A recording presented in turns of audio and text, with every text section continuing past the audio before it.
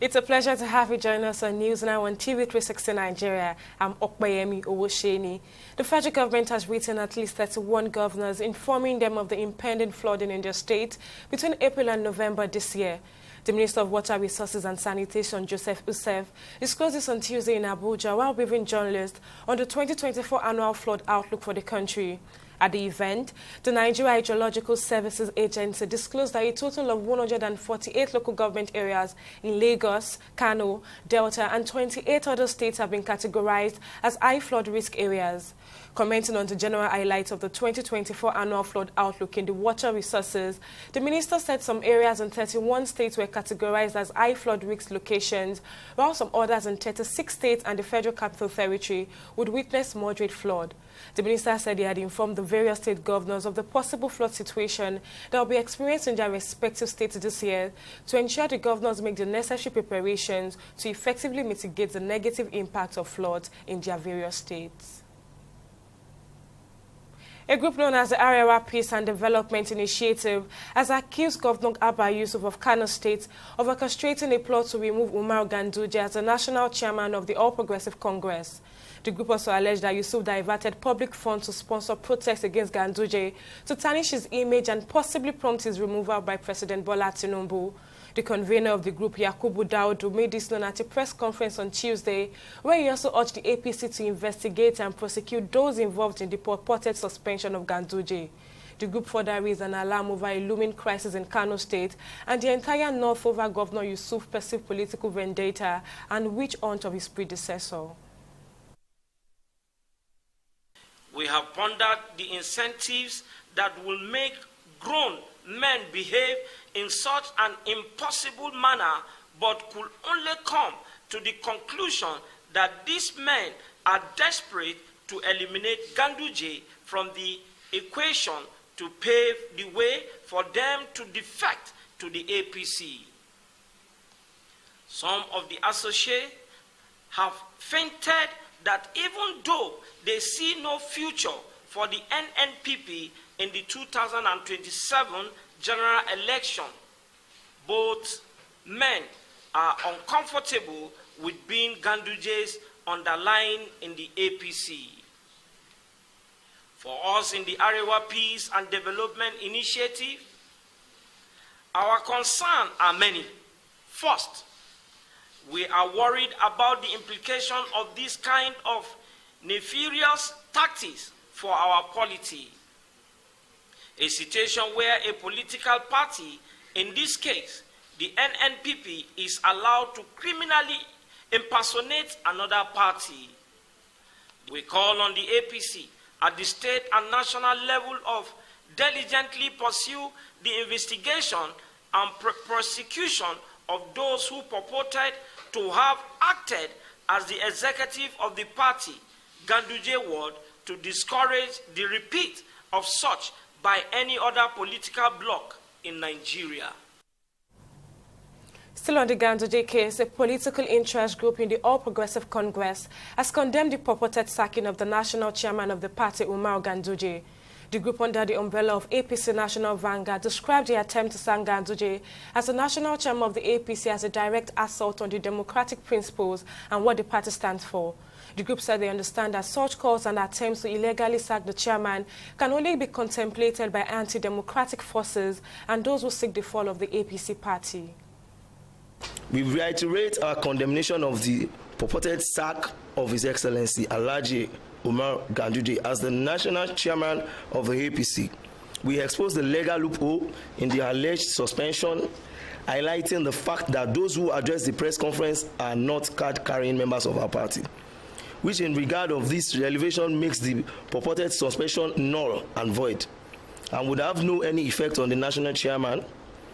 We further express our happiness at the good news that we, the ward and the local government executives, having identified the persons involved in this unfortunate situation, have already prepared to charge them to court for impersonation and calculated attempt to embarrass and dent the image of the party and that of the national chairman. We also issue a stern warning to those outside the APC who seek to join the party, urging them to do so in a manner that upholds honor. civility, and democratic values we hold dear. Meanwhile, legal and political affairs analyst Justice Ojeno has described the allegations against Ganduje as some of the things that goes on in democracy. According to him, issues like this happen everywhere in the world. He, however, said the allegation against Ganduje is criminal in nature, but the executive at the world level have no right to suspend him as he has not been found guilty by a court of law. I'm actually not surprised at all. This is not the first time it's happening, and it's not only in Nigeria. You will always see this kind of very, very, maybe I should make bold to say, shameful acts by people at the world level, because it's possible that they have been bought off, because we know that usually these political parties, Constitution, PDP, APC, they usually say when it comes to the national chairman level, suspending him, removing him, it has to be a national working committee decision. So when you see what executives doing it at this level and in this manner, you should. It's possible to suspect that maybe some water have passed under the bridge.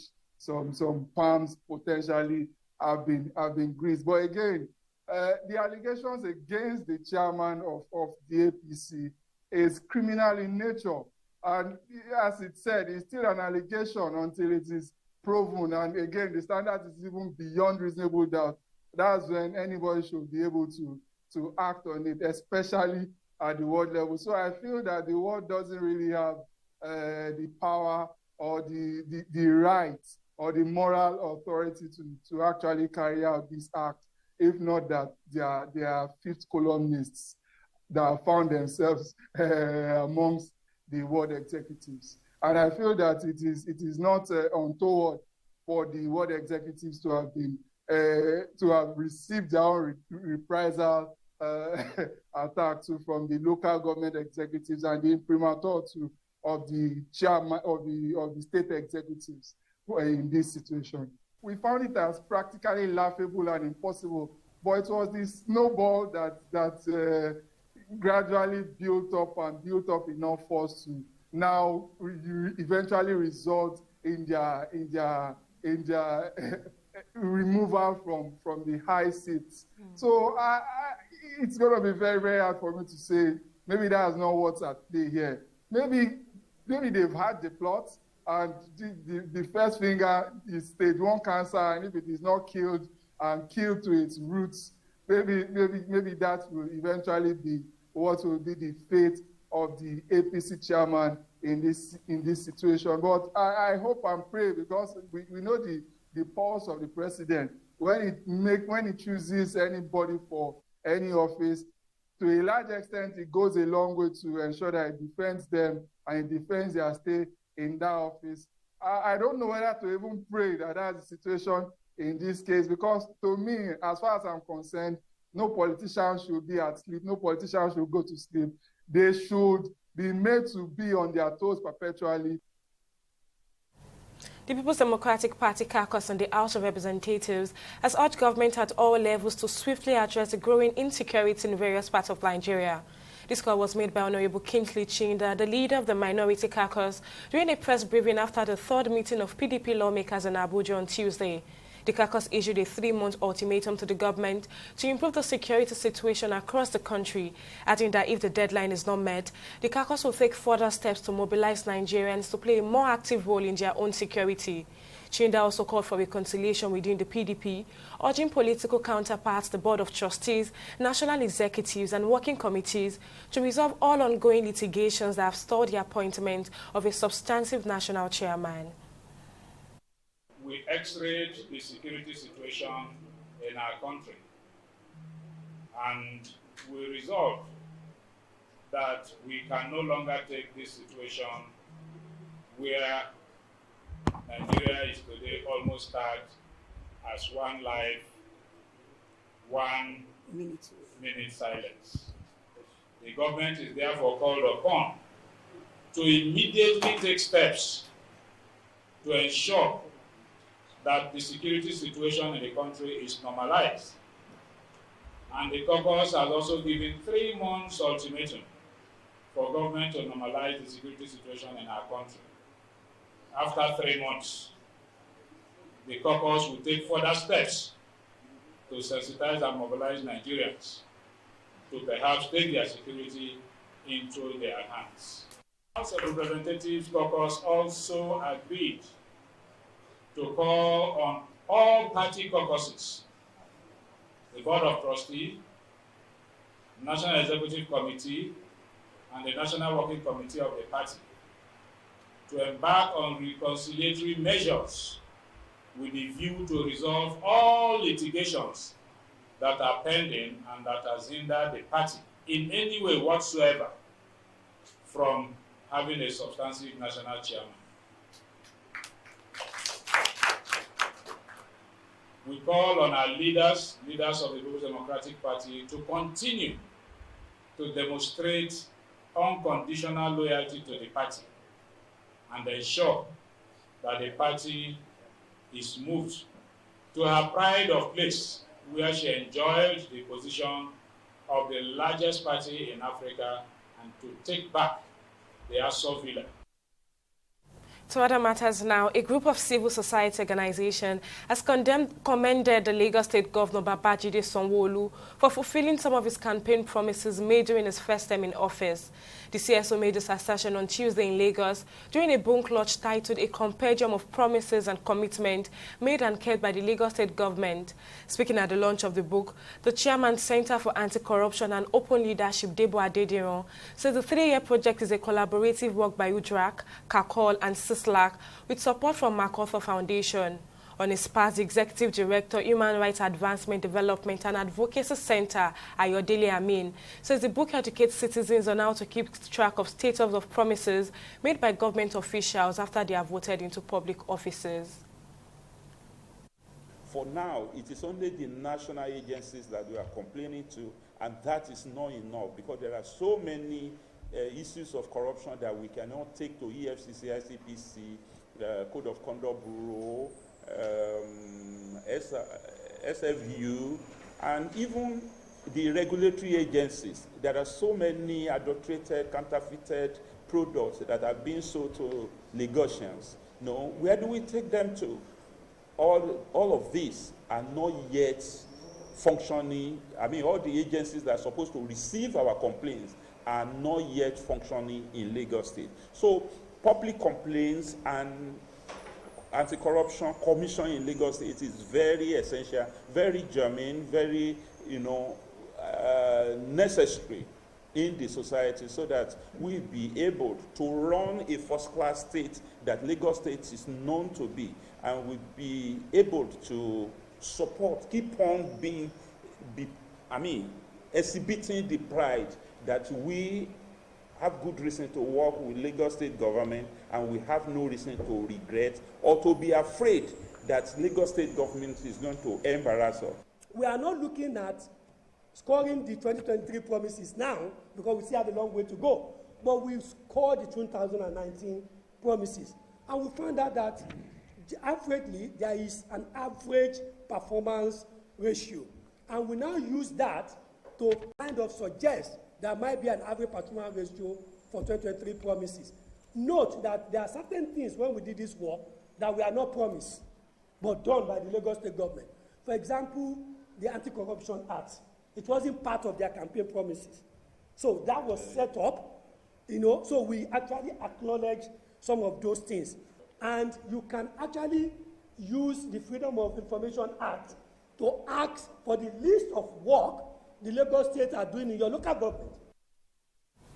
We'll go on a break now and be back with the rest of the news.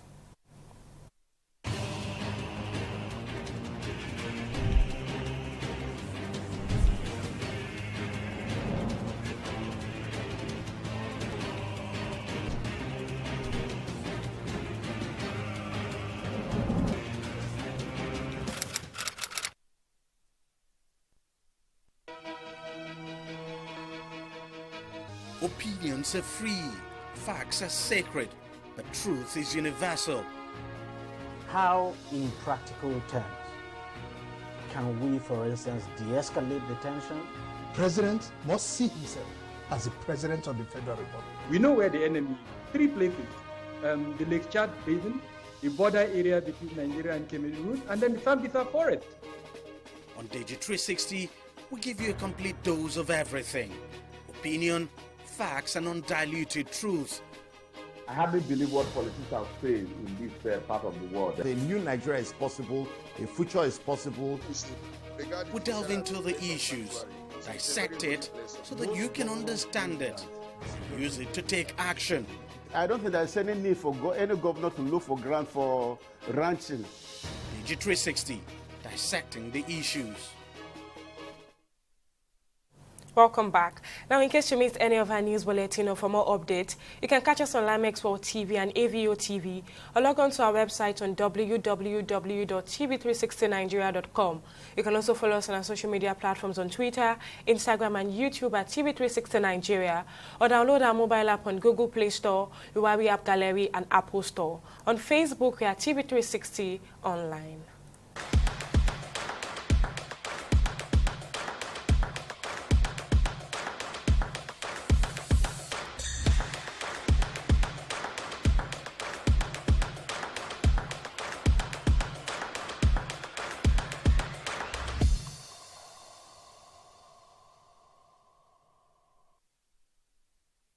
In the last 3 years, we have built a multi-purpose center, which is the envy of all in our constituency.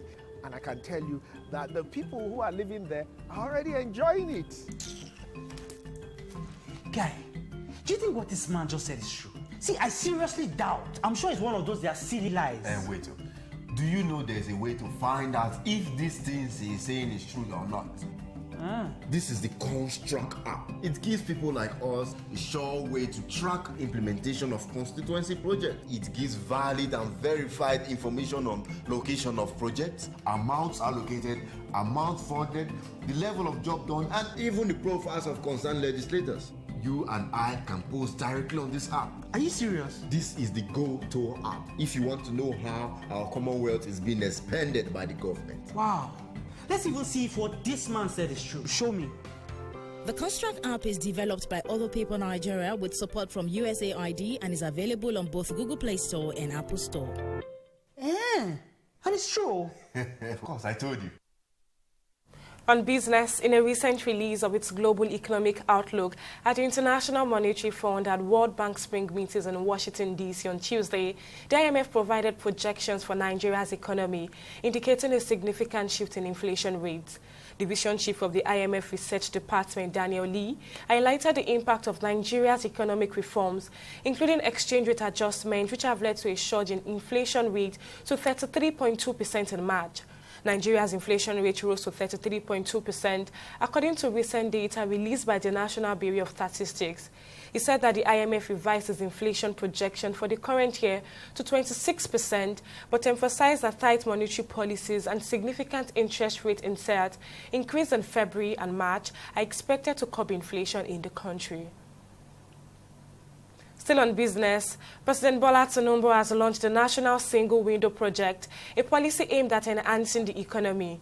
The president launched the policy at the council chambers in Aso Villa, Abuja on Tuesday and considers the move as a bold statement of Nigeria's commitment to progress, prosperity, and the well-being of its citizens.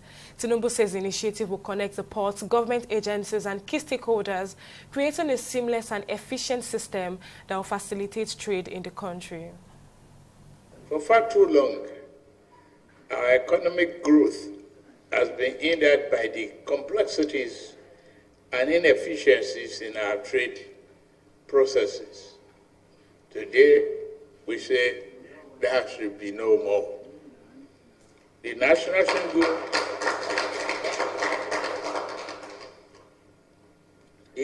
Single Window is a game changer that will revolutionize the way we conduct trade. By simplifying government trade compliance through a digital platform, we will unlock the doors to economic prosperity and all other opportunities. This initiative will link our ports, government agencies, and key stakeholders, creating a seamless and efficient system that will facilitate trade like never before. Imagine a Nigeria where business can save time and resources. As we strive towards achieving sustainable economic growth, we must embrace high-impact projects such as the National Single Window by simplifying the government trade compliance process through a cutting-edge digital platform. Will we unlock economic benefit? This initiative will serve as a catalyst for achieving an average GDP growth rate of 7% annually, propelling Nigeria to new heights of prosperity. The National Single Window is not just a technological advancement. It is the gateway to a more connected, efficient, and transparent system. By linking our ports, government agencies, and key stakeholders, we will create a seamless ecosystem that will facilitate sales time for business and open up a world of opportunity. From providing access to education and healthcare to enabling small business to reach global markets, digital connectivity is the key to unlocking Nigeria's true potential. Oil prices extended losses in early trade on Wednesday as worries about global demand due to weak economic momentum in China and a likely rise in U.S. commercial stockpiles outweighed supply effects from heightened tensions in the Middle East. Brent crude futures for June slipped 56 cents to $89 a barrel, while U.S. West Texas Intermediate for May fell 63 cents to $84 a barrel. Oil prices have softened so far this week as economic headwinds pressured investor sentiment, curbing gains from geopolitical tensions, with eyes on how Israel might respond to Iran's attack over the weekend. On the foreign scene, heavy thunderstorms have lashed the United Arab Emirates, dumping more than a year and a half rain on the desert city-state of Dubai in just a few hours and flooding major highways and its international airport. The rains began late on Monday, soaking the sands and roads of Dubai with about 20 millimeters of rain, according to meteorological data collected at Dubai International Airport. The storms intensified about 9 a.m. on Tuesday and continued throughout the day, dumping more rain and oil onto the overwhelmed city. Dubai International Airport acknowledged on Wednesday morning that the flooding had left limited transportation options and affected flights as aircraft crews could not reach the airfield. Emirates spending checked passengers from Dubai International from 8 a.m. until midnight on Wednesday because of operational challenges resulting from the rain. Still on the foreign scene, Bob Graham, a former U.S. Senator and two-term Democratic governor of the state of Florida, has died at the age of 87. Graham held elected office for almost 4 decades, beginning as a Florida state representative in 1966 until 2005 when he retired from the U.S. Senate after his third term in office. His family announced his death on Tuesday. He served from 1979 to 1980 as governor of Florida, during which the southern U.S. state experienced a large wave of immigration from Cuba and Haiti. As the chair of the Senate Intelligence Committee after the September 11th attack, Graham led a joint congressional inquiry into the U.S. government failures leading up onto the event. And on sport, barely 1 month to the 2024 WAFB Under-17 tournament in Ghana, Golden Eaglets coach Manu Garba said he has invited 51 players to camp ahead of the tournament, which will be played from May 15 to 29 in Accra, Ghana. The coach hinted that the camp's team would open on Wednesday for the WAFB tournament, which serves as qualifiers for next year's Under-17 AFCON. Garba was appointed by the Nigerian Football Federation as a substantive coach of the team last Friday. He had previously led the team to Nigeria's fourth Under-17 World Cup triumph in the United Arab Emirates in 2013, and he also served as an assistant to the late Yemi Taylor during the 2007 triumph in South Korea. On his return, the 58-year-old's first task is getting a team for the next month's tournament in Ghana, and he's optimistic about discovering more talent for the country. And still on sports, Paris Saint-Germain forward Kylian Mbappe on Tuesday equaled the club's former striker Zlatan Ibrahimovic's UEFA Champions League goal-scoring record. This was possible after Mbappe scored a brace for PSG against Barcelona in the second leg of their quarter-final clash. The 25-year-old now has 48 goals and 71 Champions League appearances, matching the goal-scoring record of Ibrahimovic, 48 in 124 games. Mbappe will now have another opportunity to surpass the Ibrahimovic's goal-scoring record when PSG face Borussia Dortmund in the semi-final clash in the coming weeks. We heard the news of the passing of security consultant and defense strategist Colonel Azan Stanlambo. His passing was announced by the Nigerian Military School NMS Old Boys Forum on Tuesday. Colonel Labo was a short service officer who trained at NDA and was part of the 1979 NMS Boys set. He was a native of Kachia local government of Kaduna State and reportedly collapsed and died at his home in Lagos on Monday, 15th of April 2024. He was a veteran and retired officer with a wealth of combat operational experience, spanning his duty tour in Liberia, Sierra Leone, Western Darfur, and Bakassi Peninsula. Colonel Stanlabo was a prolific security commentator on national media. He was a regular guest on various shows here at TV360 Nigeria and was also a friend of the house. His contributions to security matters were very valuable and inclusive, and he will be sorely missed. May God rest his wonderful soul. That wraps up our news bulletin on News Now at this time. Many thanks for watching. I'm Okpeyemi Owosheni. See you next time.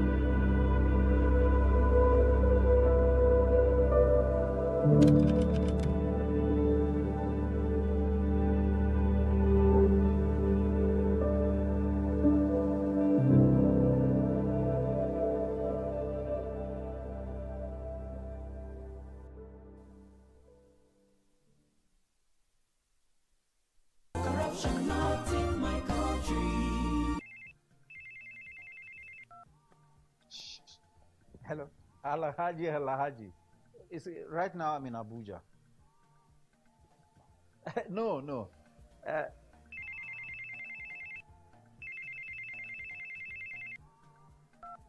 Hello, Adamu. Right now I'm in Kano. Yes. When I get back, I'll just call you. Look, what is wrong with you? I'm talking on the phone and you are gesticulating and doing. What's wrong with you? Daddy, where exactly are we as we speak? Are you alright? This is Lagos. Well, you just lied to someone that we're in Abuja. Keep quiet. Who told you can tell an elderly person is lying? Daddy, you just lied. And by lying, you are raising corrupt children for the future of Nigeria.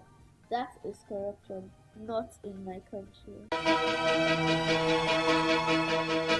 Opinions are free, facts are sacred, but truth is universal. How, in practical terms, can we, for instance, de-escalate the tension? President must see himself as the president of the Federal Republic. We know where the enemy is. 3 places. The Lake Chad Basin, the border area between Nigeria and Cameroon, and then the Sambisa Forest. On TV360, we give you a complete dose of everything. Opinion, facts, and undiluted truth. I hardly believe what politicians say in this part of the world. A new Nigeria is possible, a future is possible. We delve into the issues, dissect it so that you can understand it, use it to take action. I don't think there's any need for any governor to look for grant for ranching. TV360, dissecting the issues.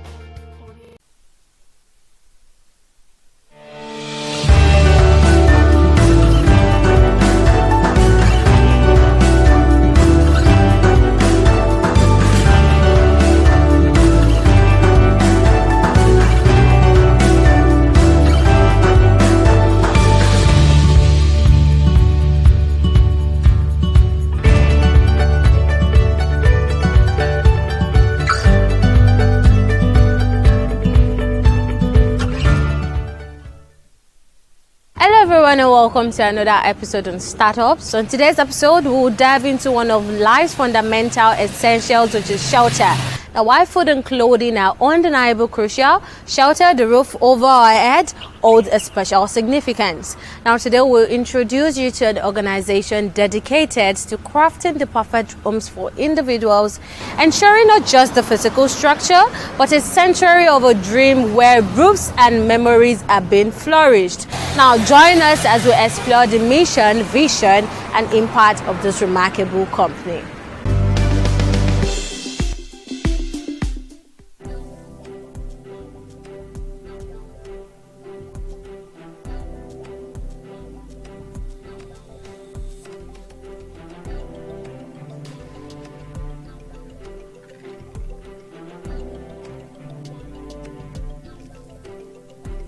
We are popularly known as a rent finance company, but we also have this WhatsApp bot that helps people find an apartment anywhere in Lagos, right? And it does it in, you get response in less than 2 minutes, right? It's a simple WhatsApp bot. You just chat to the app, and then that app connects you with an agent, closest to the location that you're finding an apartment. So how do you apply? It's very simple.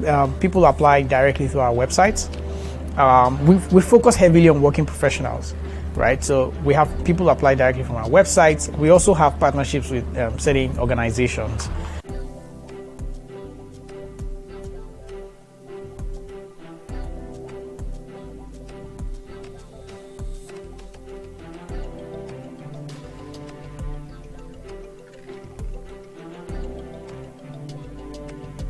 My name is Odumolorun Oshineye, and founder and CEO at Hiyalo Technologies.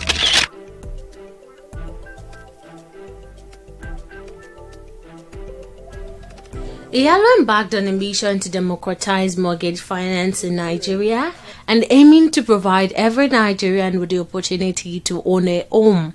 The journey began by offering financing for rent, used to gain insight into the market dynamics and better serving the need of the populace.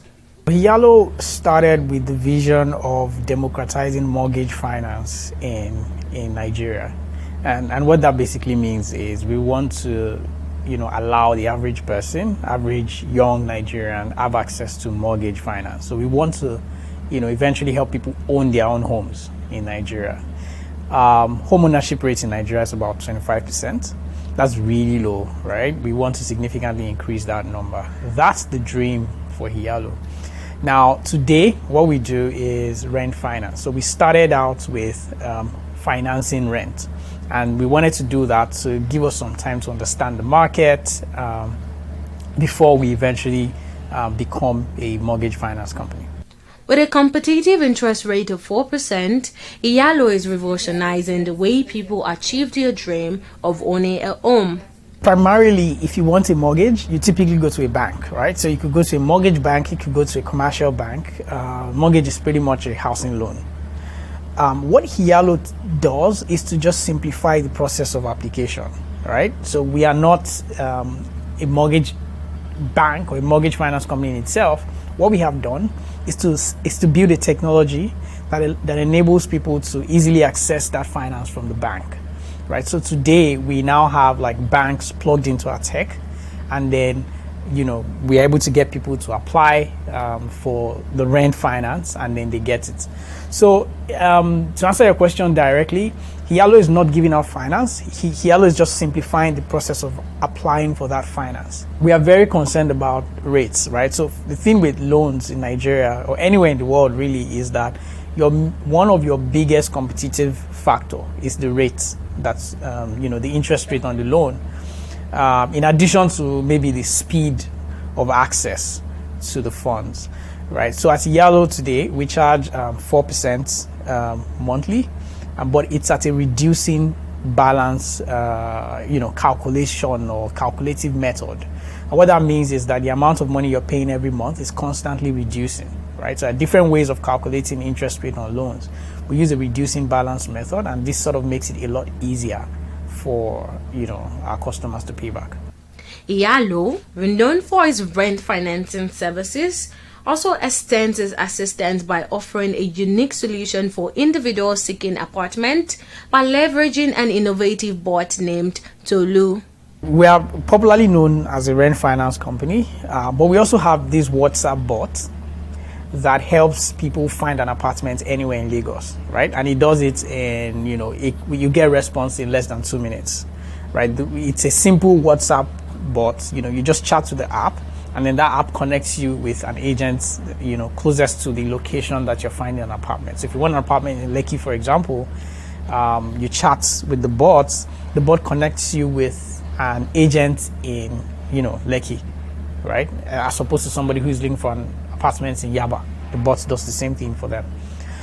So how do you apply? It's very simple. People apply directly through our website. We focus heavily on working professionals, right? So we have people apply directly from our website. We also have partnerships with certain organizations that their employees are able to, apply directly through us, and then we are also able to charge their salary account every month. As a matter of fact, that's more of our focus. So we focus on partnering with organizations so that it's easy for us to, charge and collect the money back. While there is the fear of being spammed if customers default their loan payment, Iyalo uses a better way of ensuring that customers pay their loan. It's a very, very unprofessional thing to spam your customers, right? So we don't do that at Iyalo. So please, if you take a loan from Iyalo, nobody's going to send messages to your contact. What we do is we first of all make sure that we pre-qualify our customers very, very well. So we don't give loans to just everybody, right? What we typically do is first we confirm that you have a job, and we also confirm that you have a good credit history, right? So we check with the credit bureau, and then we are able to, confirm that your credit history is good, your credit rating is good, and then once we are clear on all of this, and also we also confirm that you don't have an existing loan obligation, right? So once we are comfortable with that, we set up a direct debit on your account. And what that means is that at the end of the month, our system automatically charges that account, charges your account to get our money back, right? In the event of a default, right? Yes, there's a penalty. There's a percentage that is now added to what you're currently paying back. So there is a penalty. But beyond that, what we typically do is report you to the credit bureau, right? When a financial institution reports you to the credit bureau, what it means is that you're not going to be able to take loans from anywhere in Nigeria until you pay up that loan. For apartment hunting, Iyalo boasts an extensive database comprising over 1,000 reputable agents registered within its network. We still do this on a, for the apartment search, we do it on a reasonably controllable state. I'll tell you what I mean by that. What I mean by that is if any customer reaches out or chats with the app, the bot is called Tolu, right? It's called Tolu by Iyalo. So if you chat with Tolu to say, I want a 2-bedroom flat in in Lekki, it will give you prompts and say, what's your budget, right? What's the location?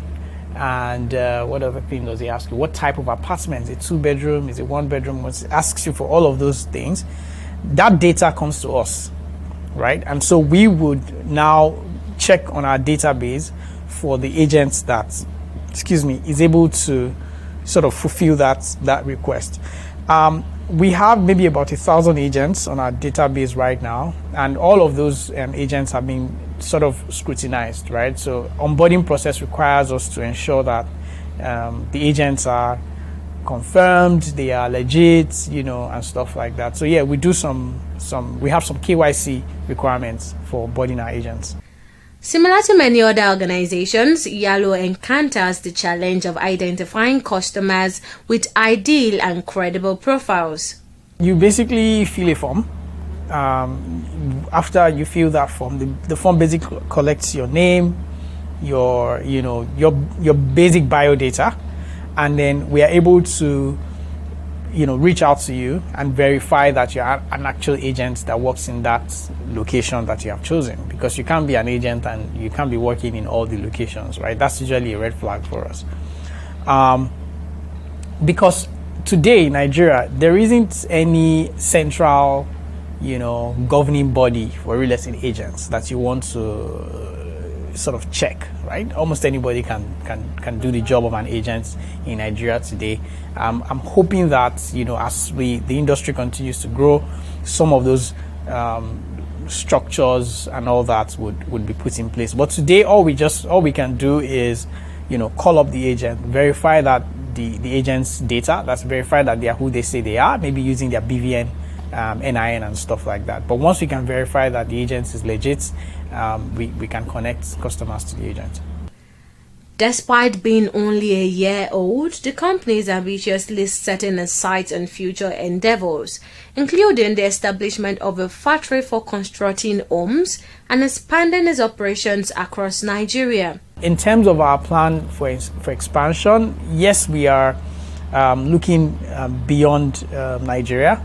But today, our focus is really on Nigeria. We want to make sure that we solve the problem for the average Nigerian. We are hoping to eventually partner with the government. We're already looking into engaging with the Lagos State government to sort of, because Lagos State government is also interested in converting rents and into a monthly thing. So we're also looking into working with them on that, because we think that the best case scenario is for landlords to be able to accept the rent monthly, not for tenants to actually get a loan. Because when tenant gets a loan, then they're paying, an interest on that loan.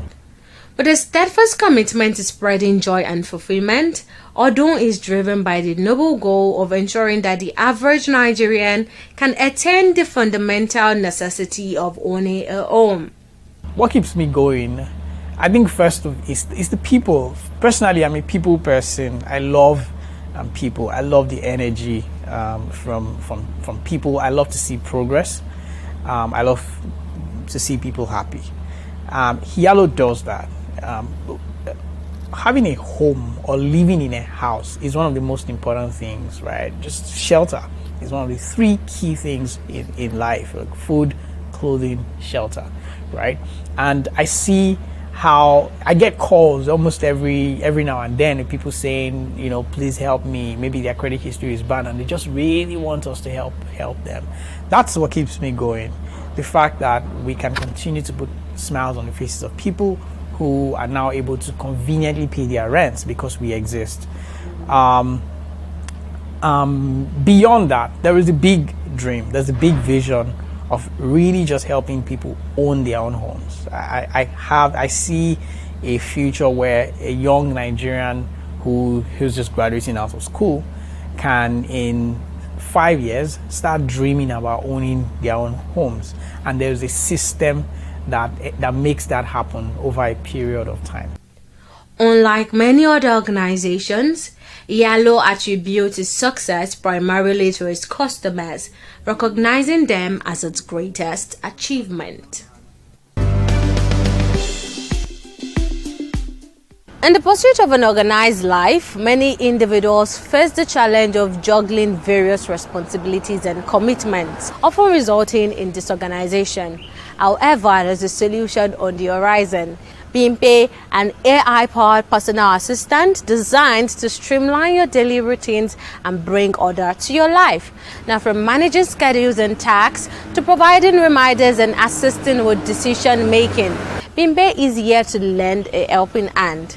Now, let's explore the capabilities of Bimpe and discover how it can empower you to live a more organized and fulfilling life.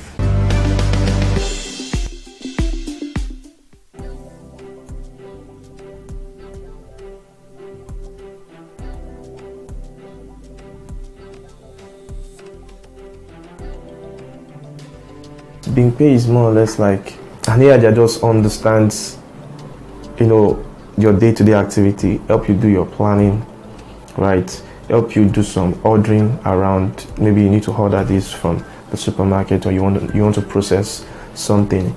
It can book your flights, do all those things for you. That's just something just helping you to simplify things that should take time.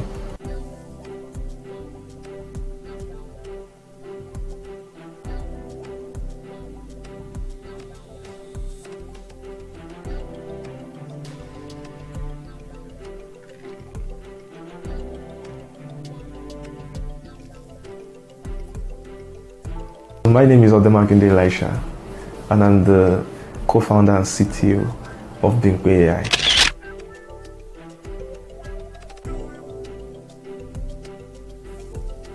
Bimpe AI came into existence through the high rate of individuals being disorganized in their day-to-day activities. To differentiate itself from other AI counterparts, Bimpe offers a personalized touch by catering to professionals through Bimpe as a personal assistant and to business owners through Bimpe Pro, tailoring its services to meet the distinct needs of each demographic. Bimpe is more or less like, what makes it different is that it's a personal assistant that is personalized to your daily activity. So an AI that you literally have conversations with daily, an AI that knows about your programs, your daily activities, and it's able to do the whole management and planning for you, right? These are one of our unique pain points here, because we are trying to make it as personalized as possible, right? Such that the AI literally understands your daily activities, your health routines, your daily schedules, and every other thing that pertains to you. And this is one of the major things that makes us stand out from a lot of other chat AIs that are focused on some other things like maybe document extraction and the likes. But basically the major pain point here is the personalization.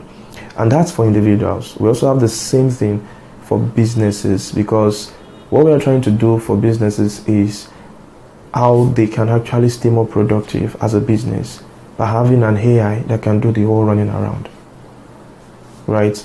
Helping them to keep tabs on how their users are interacting with their products, helping them to understand their user retention rates, right? Helping them to also understand how well they are performing and how well people are responding to their products in the market. You need an AI that can actually, keep tabs of all these things while you are not actively there, right? And it can give you all these reports. So when people tag you on social media, how do you, of course you would know, but how can it, an AI that can give you sentimental understanding with respect to what does this tag mean? And how does this impact your products? How does this direct how you should be thinking as a business in order to solve that business pain point and so many other things? So that's what we are trying to do here. Bimpe Pro was specifically designed for business owners with the primary objective of facilitating business growth and ensuring optimal satisfaction among customers and users. Bimpe for businesses are a little bit different from that of individuals. And let me clarify a little bit. So Bimpe for businesses is different in the sense that it's targeted towards how you can make more money as a business. So Bingpe is literally analyzing your users on a daily basis, right? It can also power up your CRM tool, right? Help understand your users, your customers, and then from there you can get to chat as a business. You can get to chat with Bingpe and ask a question: how is my business doing today? What are we not doing so well? What are people saying about us, right? Or what happened in the last 5 hours? And people can even raise suggestions, raise information, or pass out some very critical information. Oh, I think your platform has been down. People are trying to request for this particular thing, and they've not been able to access it, and it's reducing your, this is reducing your churn rates, or is people are having issues with this particular thing. Let's fix this. Do you understand? So it's able to pinpoint how well your business is responding to your users and how well your users are enjoying your product. Given the paramount importance of privacy to users, Bingpe respects this by only accessing specific information or tags the users explicitly permit, thus ensuring that users maintain control over their data and privacy. We actually treat privacy as a thing of utmost concern here, because we know that people are very, very serious when it comes to how sensitive their information are being used. And it's one of the reasons why we are trying to leverage on end-to-end encryption using WhatsApp, right? Because what we're trying to do here is we're trying to ensure that there's no leakage with respect to your information. And the funniest thing is when you are conversing with Bingpe, or when you sign up to Bingpe, we don't even have access to those information. It's more or less like because we are not saving those data, right? So it's more or less like Bingpe just listening to how you talk to her, and she's comprehending everything you are saying, and she's getting to know you better. Do you understand? And the more you share with her, the more she gets to know about you. So things that you don't get to share with her, she doesn't know, right? She can only propose, okay, why don't you do it this way? But of course, if you give her more information, important information on how to solve a particular problem for you, she's definitely going to do that for you. Derived from the Nigerian phrase Bimikpe, meaning ask me, Bingpe has translated into a symbol of excellence and innovation, serving as a testament to the immense potential for creating impactful solutions within Africa. The word Bingpe is more or less like saying ask me. When you're in Yoruba, it's more or less like you're saying Bimi. Okay. Do you understand? Then Bimikpe, she understands. So that's Bingpe, like try and ask me in completion, right? So what we wanted to do was that because we are Africans, we are Nigerians, and then we are trying to build something out of Africa to the world, right? So we want to actually promote this African nature in what we are actually trying to do here. And we're also trying to also communicate that, this is something great coming out of Africans. You understand? So we had to choose that particular name because of the fact that, it's a very popular Yoruba name. So we could have picked some other names and that, but it's related to questioning, asking, do this for me. Many users of AI have expressed dissatisfaction with the lack of emotional intelligence in these systems, and Bingpe is no exception to this critique. Emotions aren't built into our AIs, right? So it's more or less like it's an AI that just understands, your day-to-day activity, help you do your planning, right? Help you do some ordering around. Maybe you need to order this from the supermarket, or you want to process something. It can book your flights, do all those things for you. That's just something just helping you to simplify things that should take time, right? But emotions right now is not built into it. So I can't really say, but of course she can just be, it's a very, very funny thing. People have kind of asked us these questions, and some people have even gone this far with respect of chatting with it and asking her about emotional things, but she will always respond that she is not an emotional being, right? The best she can do is to probably give you some ideas of what you could do, right? Oh, you need a friend. What kind of friend do you need? She can just give you an idea. Oh, you need a friend that can advise you on this, advise you on that. But she doesn't fill in that space to do that thing for you. She can only tell you or give you suggestions on what you could do at those scenarios. During the development phase of Bingwe, the creators encountered a singular challenge: integrating Google into the AI. This ordeal stemmed from the sensitivity of certain functionalities requiring access to specific data to ensure Bingwe's effectiveness as a personal assistant for users. Now, to draw the curtains on today's program, we reflect on the insightful discussions we've had about two innovative solutions. Now, from exploring Iyalo's mission to reform apartment hunting and facilitate rent financing, to discovering how Bingwe empowers individuals to lead more organized lives through personalized AI assistance. We've embarked on a journey of discovery and possibility. As we bid you farewell, we encourage you to explore further, embrace these transformative tools on your journey towards a brighter future. Thank you for your time, and until next time, I'm Tamilore Akinkolie.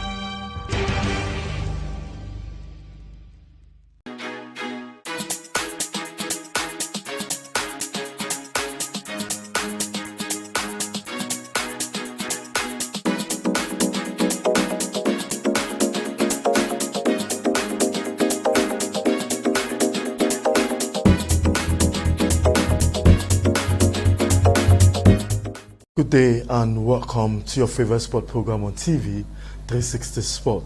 Today is definitely going to be an interesting program on the show because we have a very special guest in the house. Just came back from the just concluded All African Games in Ghana. Yes, we'll be looking at our boxing review of the Nigerian boxers at the just concluded All African Game in Ghana. Joining me in the studio with me is Adua Olaleyin. He is a board member of the Nigerian Boxing Federation. He's a former boxer and a coach, and someone that was part of the team that led the Nigerian boxing contingent to the just concluded All African Games in Ghana. It's good to have you in the studio, sir. Thank you so much. You're welcome back from Ghana. So what can you say about how is Ghana? How can you tell about what Ghana is all about? First of all, we give thanks to God for everything. Everything is so beautiful over there, and thank God for everything. And now we are back to Nigeria, and our experience in Ghana is so beautiful because we prepare to go to Ghana and go and conquer. And getting to Ghana, you know, we are boxer, nobody count us anymore. Okay. But we already count ourselves. Okay. We believe in ourselves. We believe in the team, and we believe in the coaches, and just want to thank God. The preparation was so good. Okay. We never wait.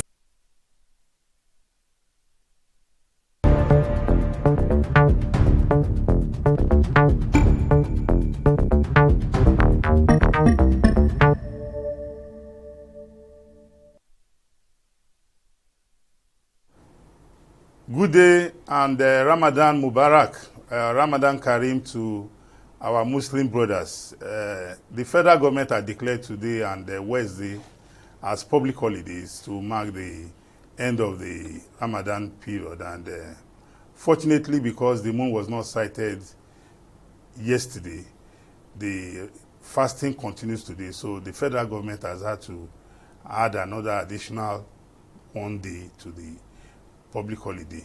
So in the mood of the season, we say Happy Eid al-Fitr in advance. Thank you very much and welcome to the conversation on TV360. My name is Nelson Ekujimi and I have here with me in the studio Comrade Titi Lope Akosa, Executive Director, Center for 21st Century Issues. Comrade Titi, you are welcome to the program. Thank you. Yes, today we are going to look at a wide range of issues, and starting with the latest electricity tariff increase for Band A has been on the front burner, and Nigerians has been speaking, and as a result of the discussion, the conversation around this electricity tariff increase, the National Electricity Regulatory Commission has had to organize stakeholders meeting to educate and inform Nigerians about the electricity tariff increase, what it means.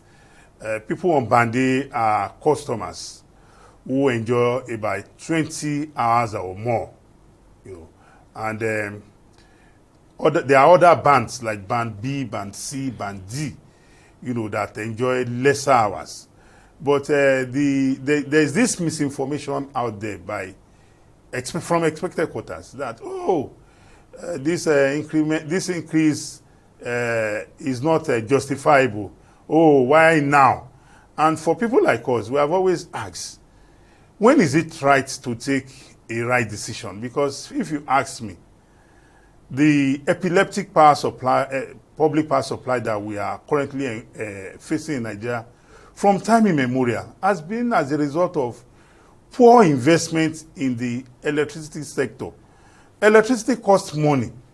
For example, if I don't have public power supply in my community or in my home, I recognize that I have to provide alternative power, and the cost of alternative power, it's astronomical. It's a big drain on the purse of an individual, on the purse of a business, and even talking about the economic implication of that using private power supply. You also look at the environmental hazards. We are polluting the air. So for me, if we can have a conversation around this electricity sector to ensure that every stakeholder play its part, I don't shortchange the discourse by bypassing or through electricity theft, and they're also providing electricity for me based on my consumption. I see no reason why we cannot have a stable power supply. But like the Minister for Power rightly said, the reason for this electricity tariff increase for this segment of consumers is to save the industry from total collapse. The man has been speaking from day one that the government has been subsidizing the electricity industry, humongously. And people have, they decide that they don't want to hear that explanation. Just give us power even if we are not paying. And I don't know where you can get a free meal anywhere in the world, even in Freetown. It's not. So for me, I am totally on the page that there is a need for us to have a conversation. The present rates, if it is not, convenient for the discos to do business and provide us, adequate power supply, then let us decide how much are we going to pay and how many hours are you ready to give me power supply? Because I know in this country, as we speak, comrade, I know of some communities, I know of some environments where they enjoy almost 24 hours power supply. And it is because those communities or those environments had a conversation with the discos. And that conversation, was tailored around the costs. And the consumer said, okay, we are ready to pay. And because of that, they are enjoying. So when people say, no, there's nowhere in the country where they are enjoying 24 hours supply, I said, no, it's because you don't know. If people who are involved can tell you their own story. Yeah, I think the issue of electricity tariff increase is deeper than what we are seeing. And I need, as much as it may be necessary at times to increase the tariff. There are other issues that governments must look into to actually show that they are sincere in the matter. One of those issues is, you remember that when they did this unbundling, some years back. The privatization. The privatization. That was in 2012, under former President Goodluck Jonathan. The essence of privatization is to have competition. Yes. So that if you cannot give me good light, I'll go to those who can give. They have alternatives. And then there was this rollout of prepaid meters, yes, which started. Till today, we have not been able to have 100% coverage of that. Absolutely, I agree with you. So, and then we also understand that people are still getting estimated bills, crazy bills. Yeah, absolutely. As we speak. Yeah, I agree with you. Government should speak to that. Yeah, very important. I agree with you. Yeah, that's very true. You see, because when you are saying we are raising tariff, it's easy to raise tariff and say... Not for everybody. Oh, yeah, I agree with you. It's not for everybody. You understand? Yes. So I believe that the issue of ruling out prepaid meters should also be very, very uppermost on the mind of government here. And then again, you see, the discourse came out and started explaining their problems and things. See, let me tell you one thing. I believe that when private sector takes on things that public that has been driven by the public sector before, they should do better. But I must say, these people are not doing well. See, the national grid continue to collapse. Who is collapsing it? Who should deal with the problem of collapsing national grid? Even when the national grid collapse, all those people you say that has 24 hours light or so, they are also affected about this. So, see, the conversation around energy or electricity is something that government needs to really sit down and pinpoint where the problems are, and then will be fixed. Then one more. Even the truth, even those who bought their problem themselves, I can remember huge amount of money that has been given to them at a concessional rate just to develop this sector. Where is this? What have they done? Yes, you know, when we started, we said we need to have a conversation around this issue. One, I agree with that. One, I'm also looking at, can we have a legal framework binding the GENCOs and the consumers? Because you talked about the performance. I will give you my own personal example. I mean, in my area, there was a time we had a pole fell, and you believe that for over 2 weeks, they didn't come to replace that pole. That's the private sector. The private sector. And for I was telling them, I even had to tell them that, look, when this electricity was in the hand of PHCN, we graduated from NEPA to PHCN. I said, if we have this type of problem, I can assure you, under 48 hours, it will be replaced. What we have discovered over the years is that these private entrepreneurs called the discos, it's like they are not interested in investing in the electricity sector to ensure that we have power. Regular but power. When you talk about the collapse of the national grid, the national grid is not in the hands of the discos. It's in the hand of the federal government. We have GENCOs. I agree with you. That's why I said there are different problems at different absolutely at different segments around the value chain. So what I would advise really is this, that, well, for those who are enjoying 24 hours light or 20 hours light per day, yes, with prepaid meters, so that you pay for what you use. Absolutely. Well, it could be a bit fair, because if you have 20 hours light, it's a real good thing for you to do your even business. for the economy, Even for the economy. But then, and even the environment. Then again, we must start rethinking again. Those people within those bands, are they residential? Are they industrial? There are things we need to think around. Because if it is industrial, it means you are adding more to their production cost. And would that help to bring down inflation? Those are questions we need to ask ourselves.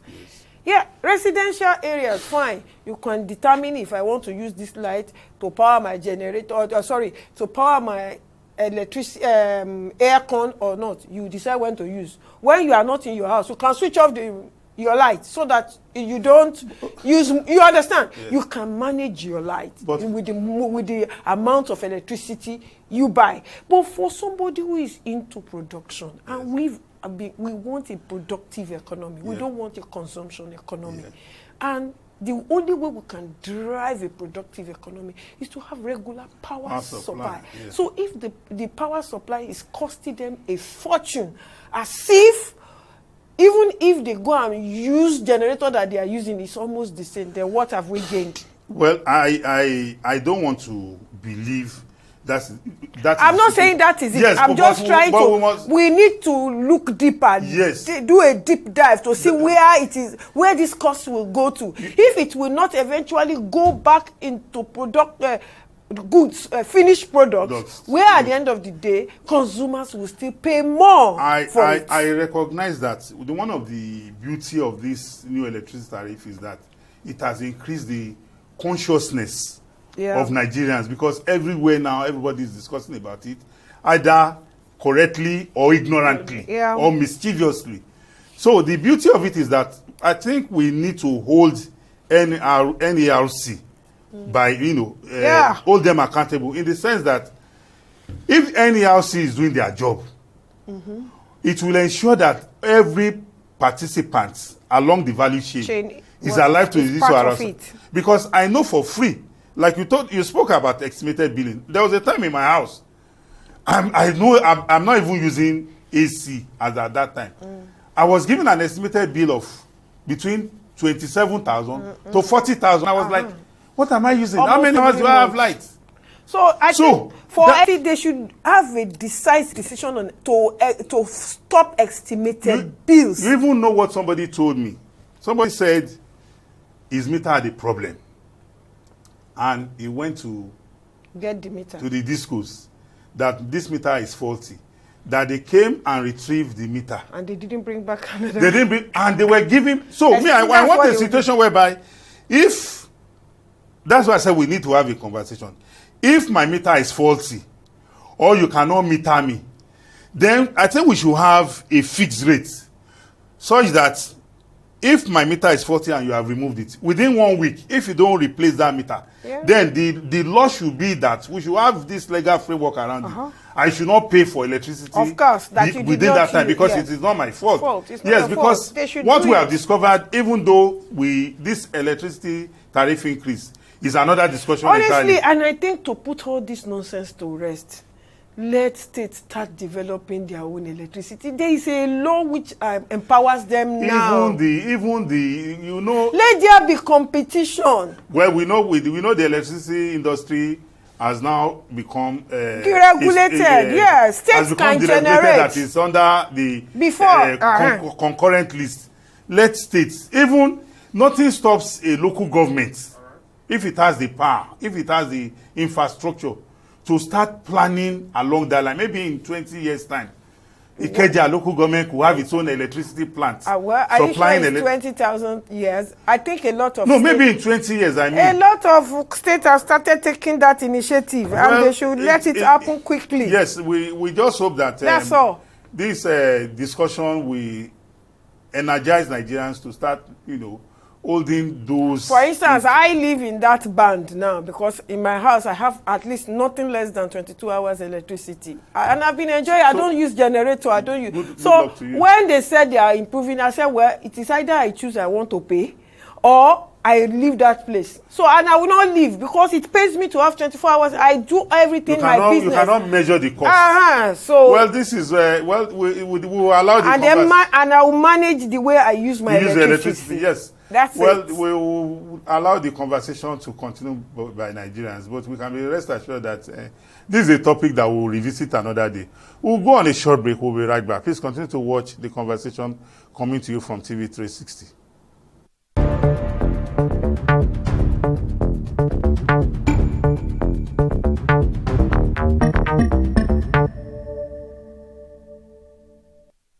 Yes, welcome back to the second stanza of the program, the conversation coming to you from TV360 here in Lagos, Nigeria. My name is Nelson Ekujumi.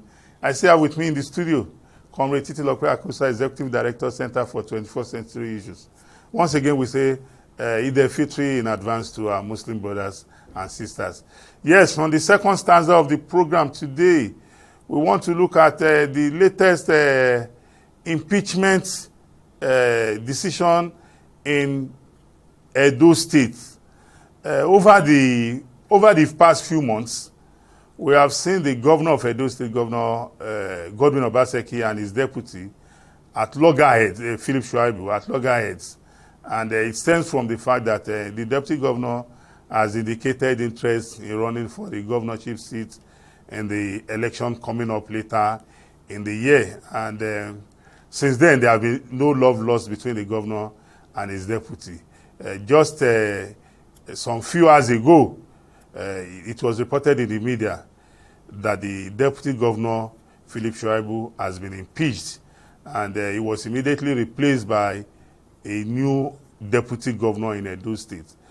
So as Governor Obaseki rounds up his 8 years tenure, because he has been on the saddle for 2 terms of 8 years, we want to see how this rumble, we want to examine this rumble between governors and deputy, which has become a recurring decimal, which has always resulted in the impeachment.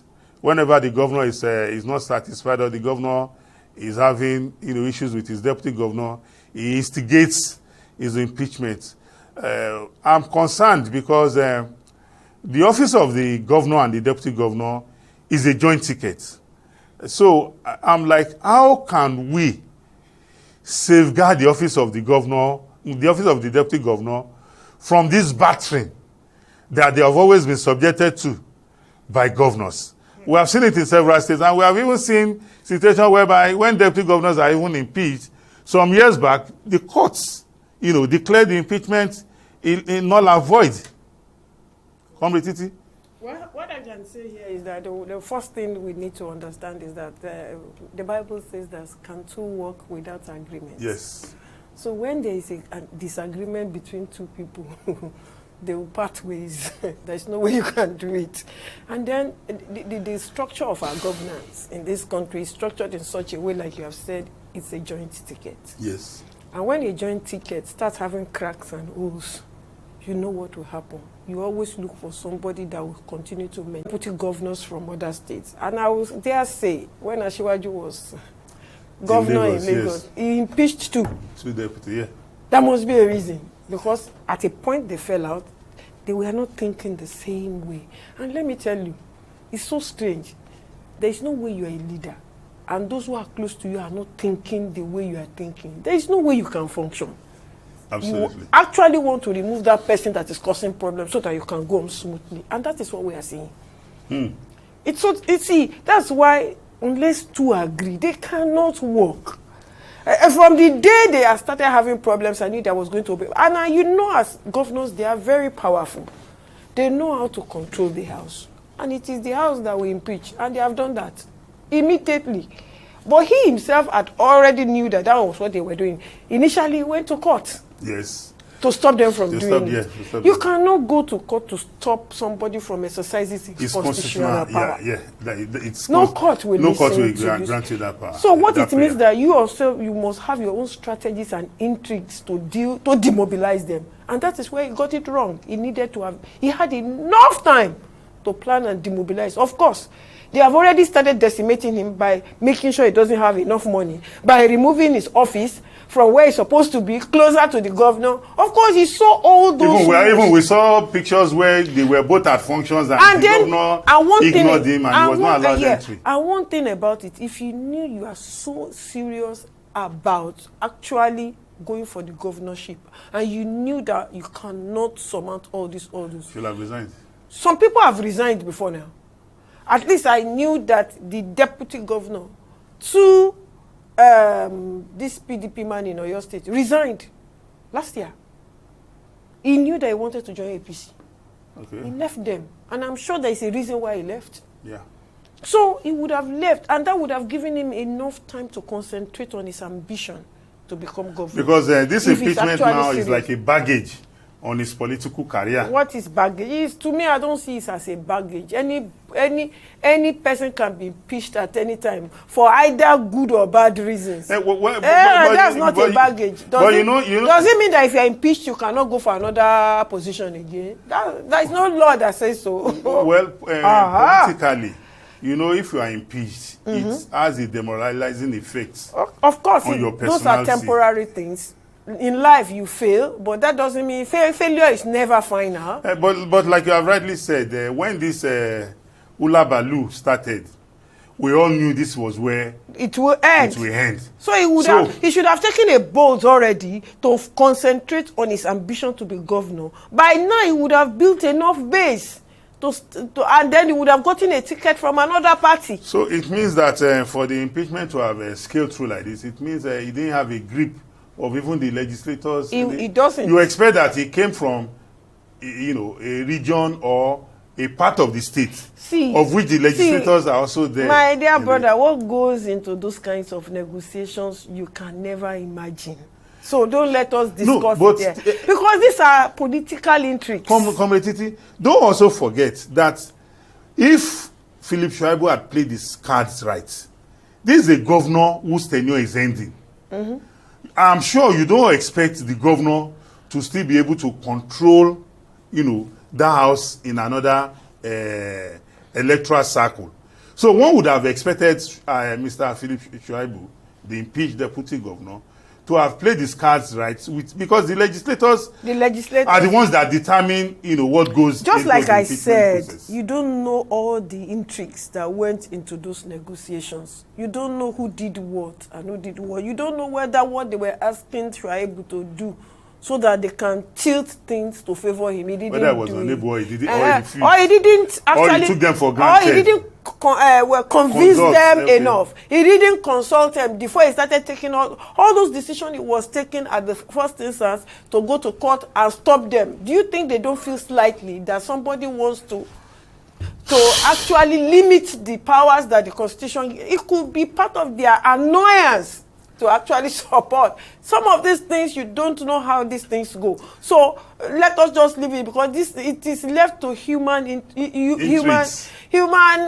manipulations. And that's the intrigues.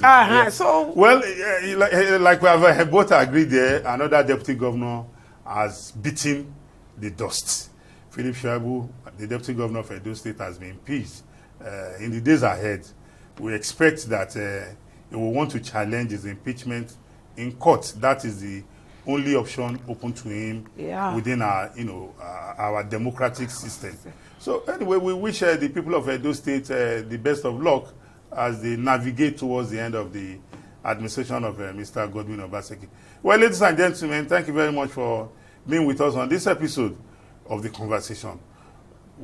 Till we come your way again next time. And once again, to our Muslim brothers and sisters, we say, happy Eid al-Fitr. Have a great day. Bye-bye.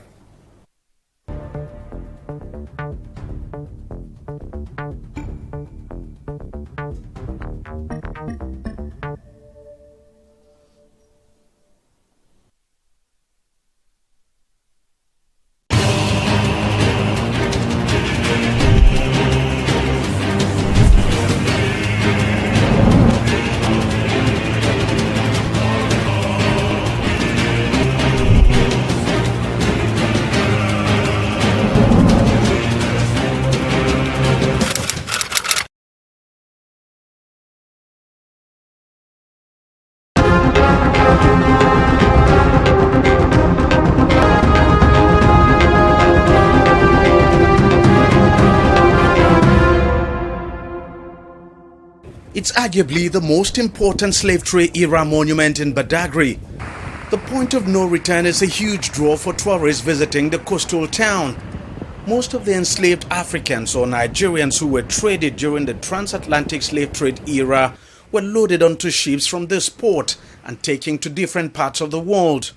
For many tourists, the point of no return has some spiritual connection, and that is why it's a must-see for any tourist visiting Badagry. But the place is in total shambles and looks completely abandoned. Locals say the Lagos state government began rebuilding the monument some 8 years ago, but never completed it. And now it's been abandoned. The whole structure is rotting away and collapsing.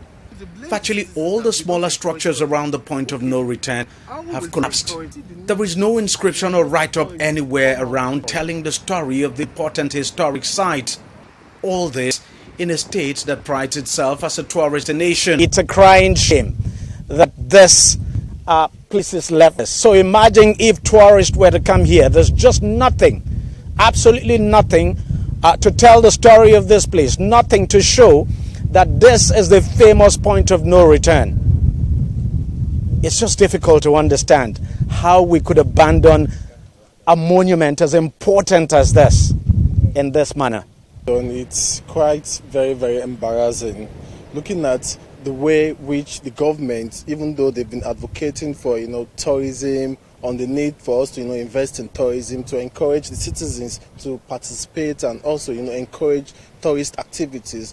But the truth of the matter is that most of our tourist sites, they are not really, strategically fine-tuned in a way to make it more attractive for tourists to come and spend time around. Well, I think this structure, it's more of like a white elephant project because it's very, very, it's a waste. Because you can see now it's dilapidated, and I don't think they are going to continue with the construction of this structure. And this structure, I believe before the commencement of this structure, they should have come up with their plans to see how it's going to benefit and enhance and boost tourism within this community. But maybe they did not do their groundwork very well, so they had to stop it in the long run. It really breaks my heart because this is millions of naira wasted that possibly could have been ventured into another aspect of the tourism. But this is just like millions wasted, and there's no way they can retrieve this lost funds. And people coming down here to catch fun, and they tend to feel discouraged and embarrassed by the sight of these, most especially foreign nationals coming there to come and relax, or maybe to come for their research purposes. They're going to see Nigeria as a country that we are not serious. Yards away from the point of no return, another abandoned project by the Lagos state government. Locals say this was supposed to be a guest chalet started during the governorship of Babatunde Fashola, but long abandoned. Even this paved road leading to the point of no return has not been completed. Most part of it is yet to be paved. Even in its terrible state, tourists still flock to the point of no return, but they often leave disappointed. When I was in secondary school then, we came for an excursion here, but the place we went to was 4-story building, and then we were not opportune to come here because they were like, okay, we can't come here since we were young then. But coming now, at least, that was 2014, and this is 2024, let me say that's 10 years ago. So coming here now, and I was like, okay, land of no return, let me come and let me see how it looks like.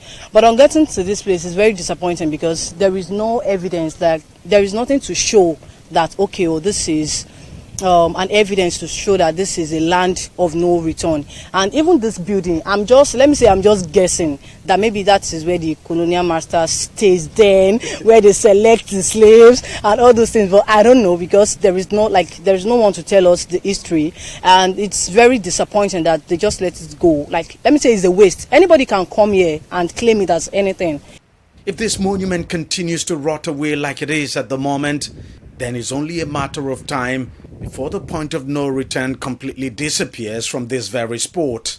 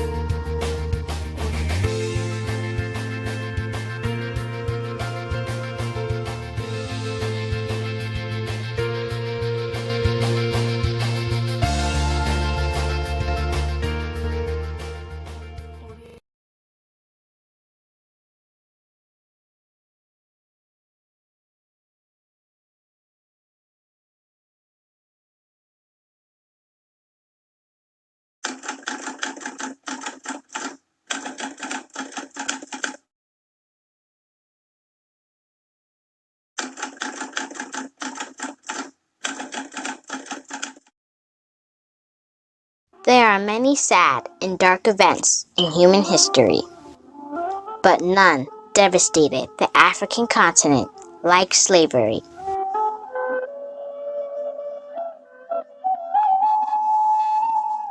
To understand some of the plight those who were sold into slavery went through, one must visit Goree Island, their last point of departure from the African continent to the New World.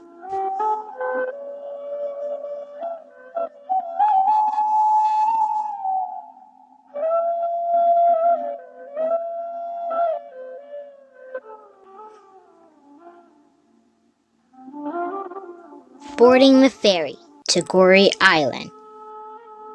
This is no slave ship, but it is no less built to capacity. But this time, with goods, tourists, traders, and for a hint of Noah's Ark, some animals, even though there are not two of each kind.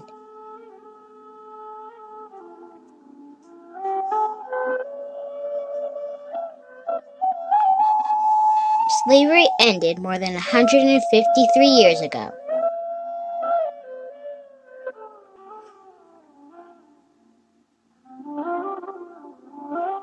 One can't help but feel sadness just walking the streets, trying to imagine what went through the minds of these citizens of various countries as they were hauled, sold, and shipped to a strange new world.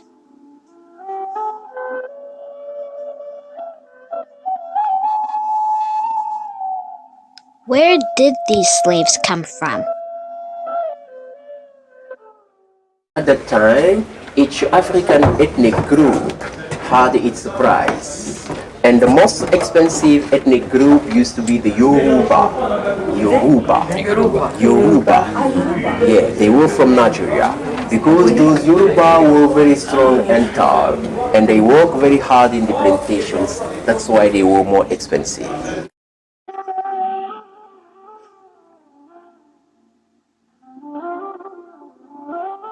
They took those kids for two reasons. First, because in the plantations in America, there were some special jobs, typically for the kids, and they did them very well. And then because of most of those kids were from the parents very strong, because they thought that when they will grow up, they will be strong like their parents. That's why they took them.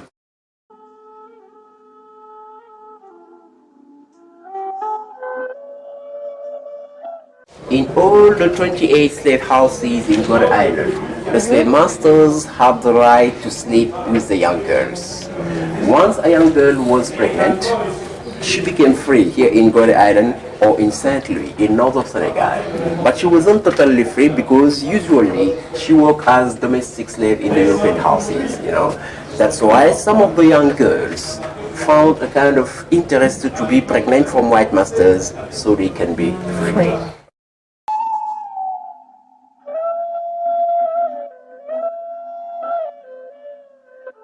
At the time, the price of a man was up to his weight and his muscles. So the minimum weight for men was 60 kilos. Those who have less than 60 kilos, they put them in this special cell just in order to fatten them up.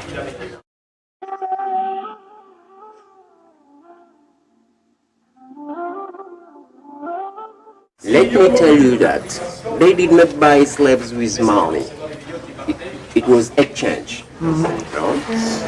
For example, to buy a man up to 60 kilos or a virgin girl, you could give a gun or a barrel of wine or a blanket or something like that. To buy a child, you could give a mirror or a necklace or a piece of tobacco or something like that. So that's why people used to say that Africans also were involved into the slave trade, because some of the African tribal chiefs were collaborating with the Europeans. Yeah.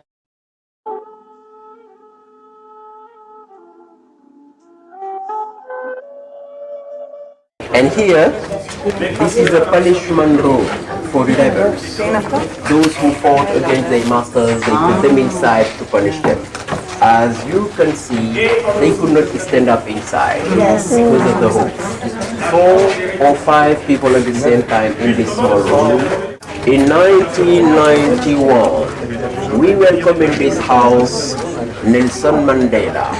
And then Mandela came inside. He stayed in for about 5 minutes. But when he came out, Mandela was crying.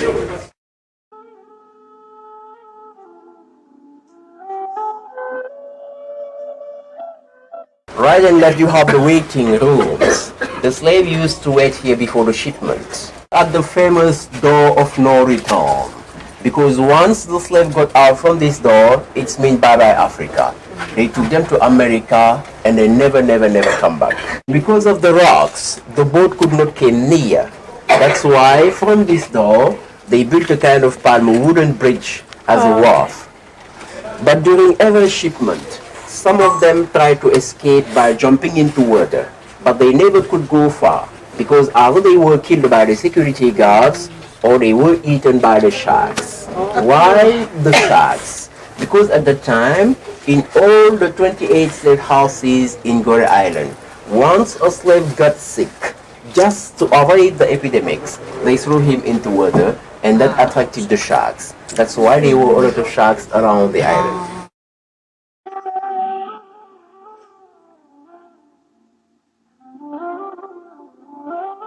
Let me tell you that slavery lasted in Gorée Island from 1536 to 1848, more than 300 years. And during that time, there were about 15 to 20 million slaves coming from all over the African western coast. They transit through Gorée Island to America, and 6 million of them died because of bad treatment. 6 million.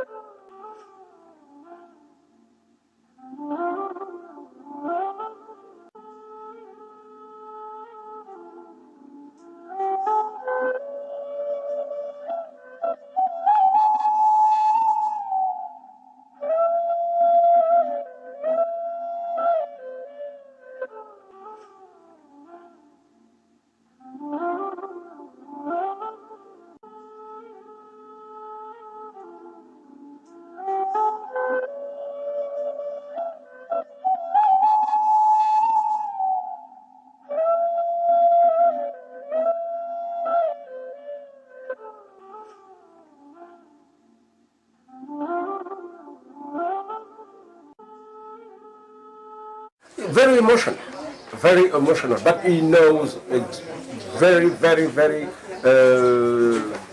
in a high level, the history and the relationships between Africa and other countries, and also he knows exactly what's happened between the 16th until 19th. I'm talking about the slavery and the Atlantic slave trade.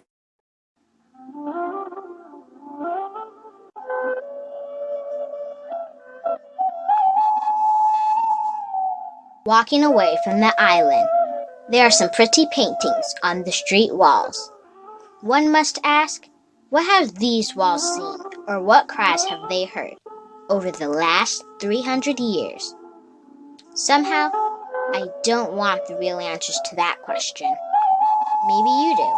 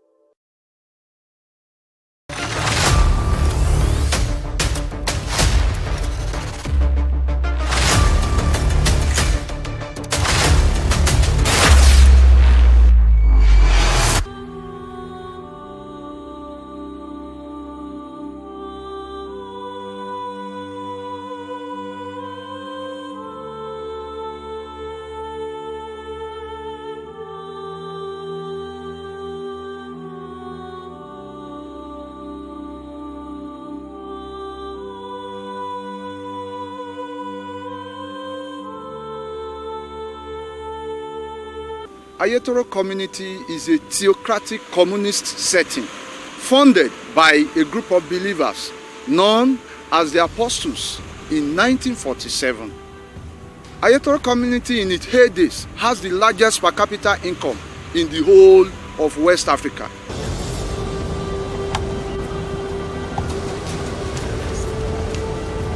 Initially, Ayetoro community was 15 to 20 kilometer landmass away from the sea. But as it stands now, more than 10 kilometers of the total landmass has gone into the sea. And this frequent surge is attributed to emission from multinational oil companies off the coasts of our land, not minding the environmental challenges and disasters. This is a community established in one of the Nigeria base. A lot of people you see in the offshore were trained here. Both mechanical engineer, electrical engineer, and nautical engineer were trained in this bush. Yes, this bush, I call this place bush. And this is the Shenkor Technical Workshop approved by the IWD, which is now Minister of Transport. IWD means the Inland Waterway Department. That is the colonial time. This place is like small London. So, and our primary occupation here is fishing. You can see now, everything now has been eroded. Some of our fishermen, they have went to other places to find for their source of livelihood.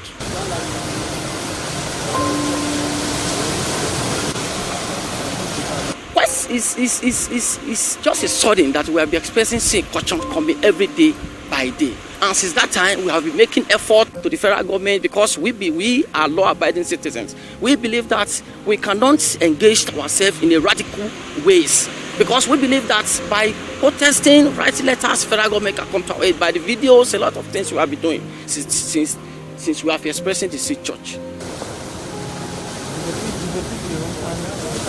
I'm shooting. That area, that is the iconic worship center. Yeah, that wood. That is the iconic worship center. Over there, we have the community service center here, over there. Then at the same time, the major streets where other minor streets were linked to has been permanently submerged by the ocean surge.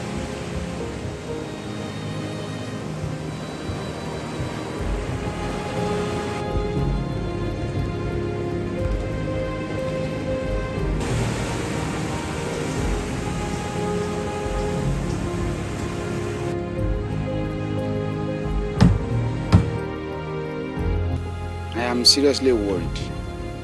I'm worried because this recurrency surge is affecting us in virtually all human aspects of our life. Social life has been collapsed, economic-wise has been collapsed, health-wise, nothing to sing and dance home about. Even our religious activities, our life, religious life, has been collapsed totally. Because Ayetoro community is a religious setting. The church moved here. We have not just come here to trade or to do other activities. The church is the community is the church. So every aspect of our life has been totally, damaged by this current, recurring sea surge happening in Ayetoro. Over 20 years, we've been into this. People have lost, several properties worth millions.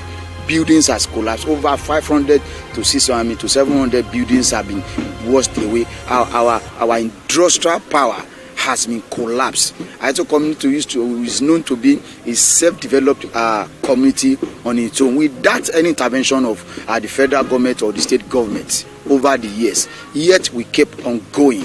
If by now the ocean surge as a result of the oil exploration that is going on in our offshore is destroying our land. Up till now, we cannot see the hand of the government coming to help and to rescue us. It is so sad, and that's why I'm worried. Ṣé ẹ bá wo gbogbo ibi ilé ló kún bẹ̀, gbogbo ilé yẹn ni òkun ti parẹ́ pátápátá.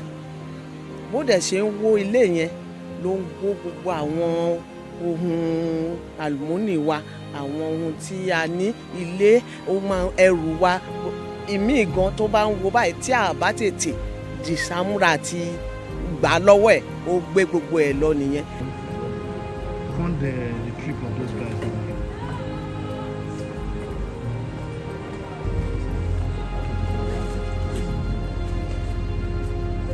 Trip of those guys.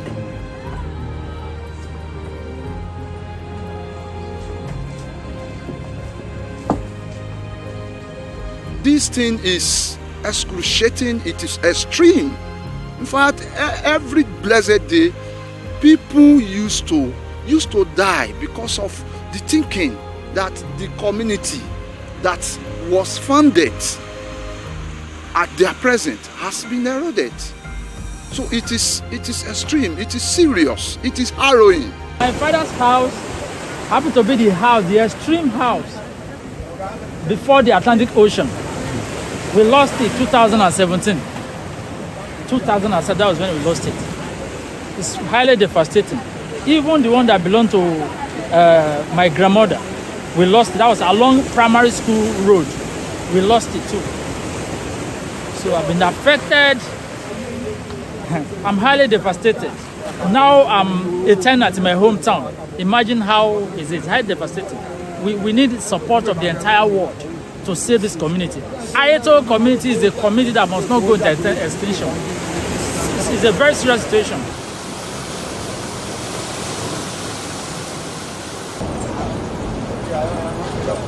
So the community is divided into two, the up and the down. So the up is reserved for the male.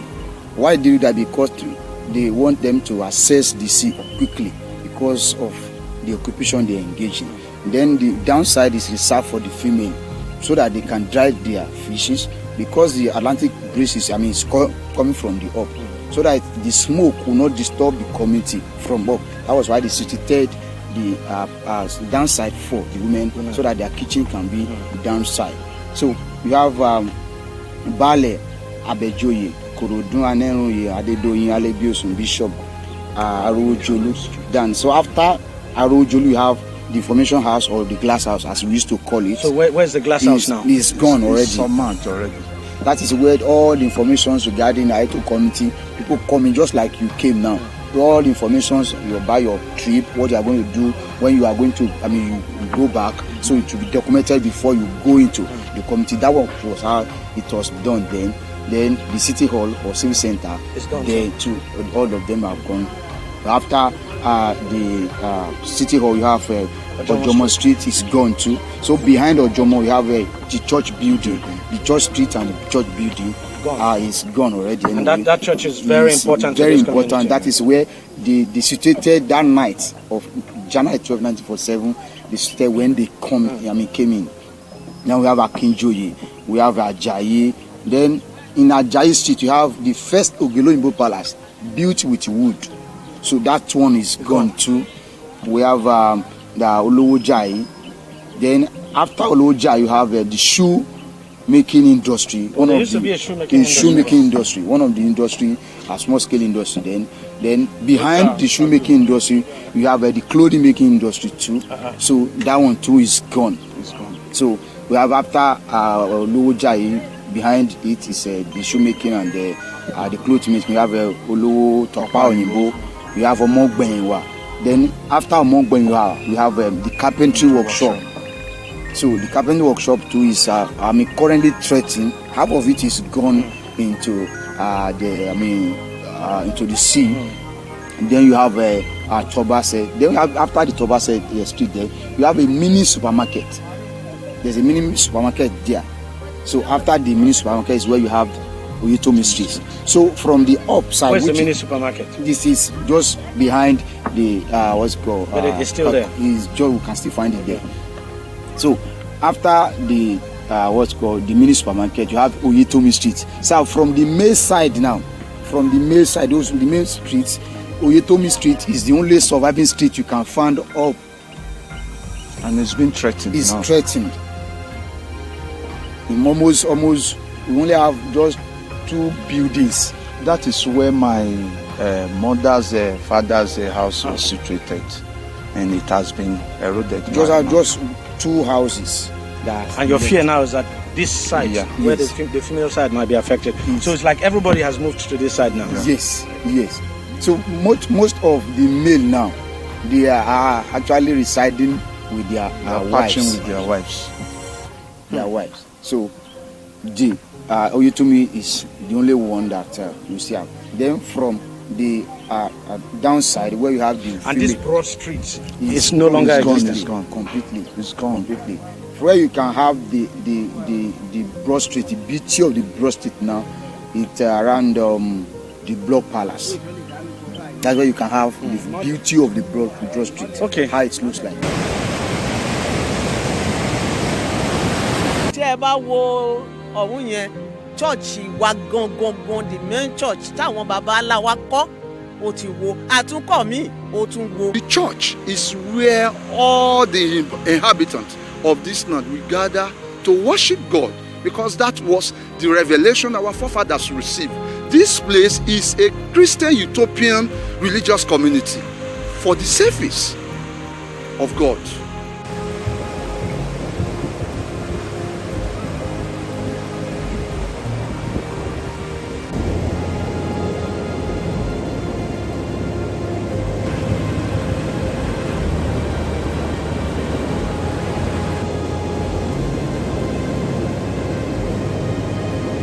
It has actually changed the landscape totally. Let me put it that way.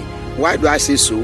It's because when you look at the land mass, as at when our founding fathers came here, 1947, it is about 20 or 10, 15 kilometers to the shore.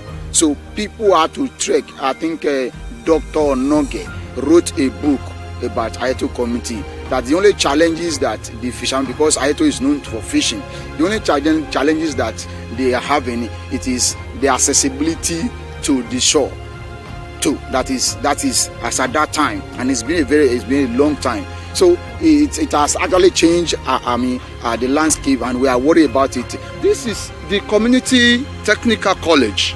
Here we are. Now you can see now these are debris, has been ravaged by the sea surge. Now that place, that is the bakery that we are using before. This last month, the sea surge has ravaged this place, and we've relocated to another place. So it is serious. That is the powerhouse generating plants. It has been affected, greatly affected by those sea surge. We also have dockyard over there where marine boats were built in the past. That place has been submerged as well. So nothing to write home about in the community again. All our social, cultural activities has gone. The secondary schools has been relocated for about 3 consecutive times now. Nothing again.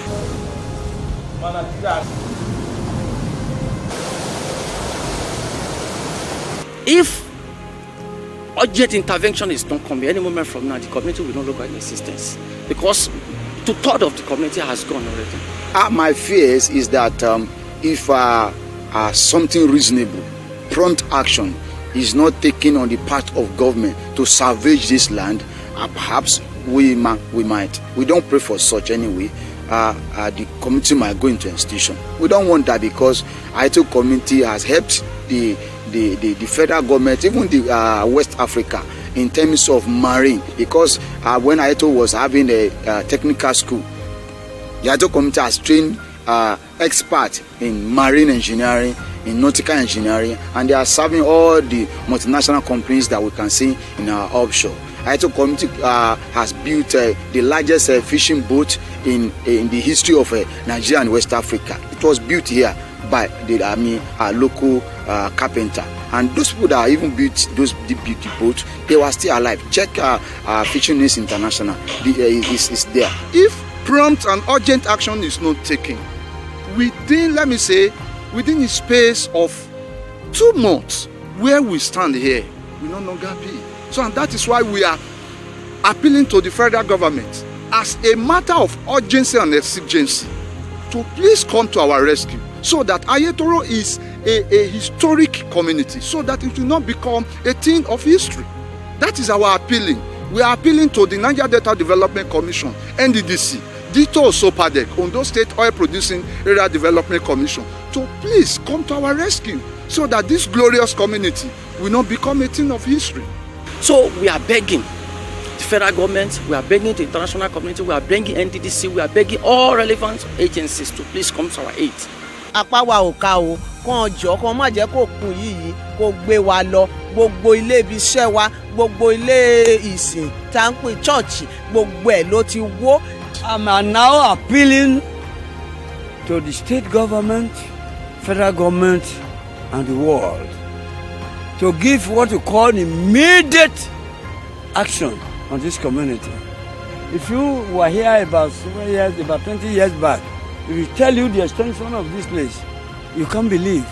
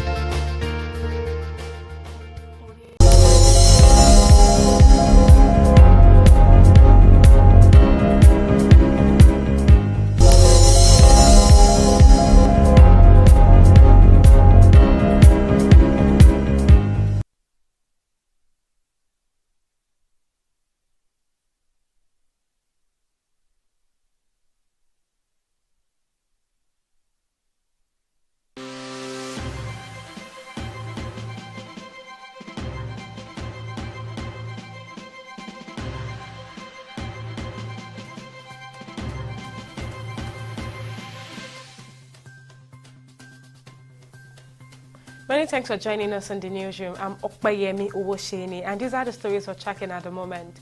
The Kano State High Court has granted an ex-parte order restraining the national chairman of the All Progressive Congress, Abdullahi Ganduje, from parading himself as a member of the party. Subsequently, the court ordered that henceforth Ganduje should desist from presiding over all affairs of the National Working Committee of the APC. Justice Nahaba also stopped State Working Committee APC Kano from interfering in the legally and validity consideration of executives of Ganduje Ward, especially on actions endorsed by a two-thirds majority of the executives as provided by the party constitution. The Federal High Court sitting in Lagos State has granted businessman and socialite Pascal Okechukwu, popularly known as Cubana Chief Priest, 10 billion naira with two sureties and like sum. Justice Ogundare admitted him to bail after he pleaded not guilty to a 3-count charge of allegedly spraying and tampering with the naira note at a social event, contrary to the provisions of the Central Bank Act of 2007, brought against him by the Economic and Financial Crimes Commission, EFCC. The judge also ordered him to produce two sureties in like sum. The Nigerian Defense Academy, NDA Kaduna, has called on residents of Mando, Samiya, Kauya, and Afaka general areas not to panic over a scheduled shooting exercise. A statement by the NDA Public Relations Officer, Major General Mohammed Maida, on Wednesday in Kaduna, said the exercise is for Army cadets of 73 and 74 regular courses. He said the exercises are scheduled to from April 18 to April 20 and from April 26 to April 27. The International Monetary Fund has reviewed Nigeria's economic growth forecast for 2024 from 3% to 3.3%. This decision was announced in the IMF's World Economic Outlook for April, which was released during the ongoing 2024 spring meeting of the World Bank and IMF in Washington, D.C., United States. The updated forecast marks an increase of 0.3 percentage points from the previous 3.03% growth prediction published in the IMF's January 2024 World Economic Outlook. Foreign nations ballot in a parliamentary elections likely incumbent by Andrej Plenković against country's president Zoran Milanović. Voters between more than 1,000 candidates Wednesday polls that country wrestles with high inflation, labor shortage, and allegations of official corruption. And on sports, Super Eagles captain William Ekong has donated his field camp allowances and match bonuses to Akwa Ibom kids in a bid to help them achieve the football dream. Trust Ekong made his senior debut for Nigeria on June 13, 2015, playing 90 minutes in an AFCON qualifying match against Chad, and has since earned 71 caps with 7 goals to his name. And that is on the newsroom at this time. Many thanks for joining us. I'm Okpeyemi Owojeni. Bye for now.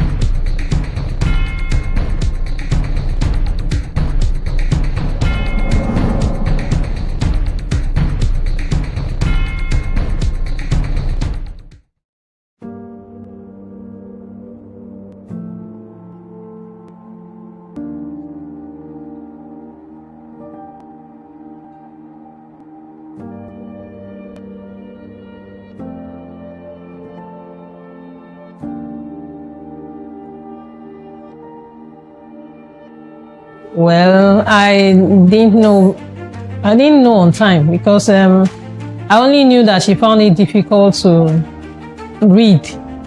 you know, and even when she started school, although I thought I was part of the reasons why she could not catch up with her mates, because I was actually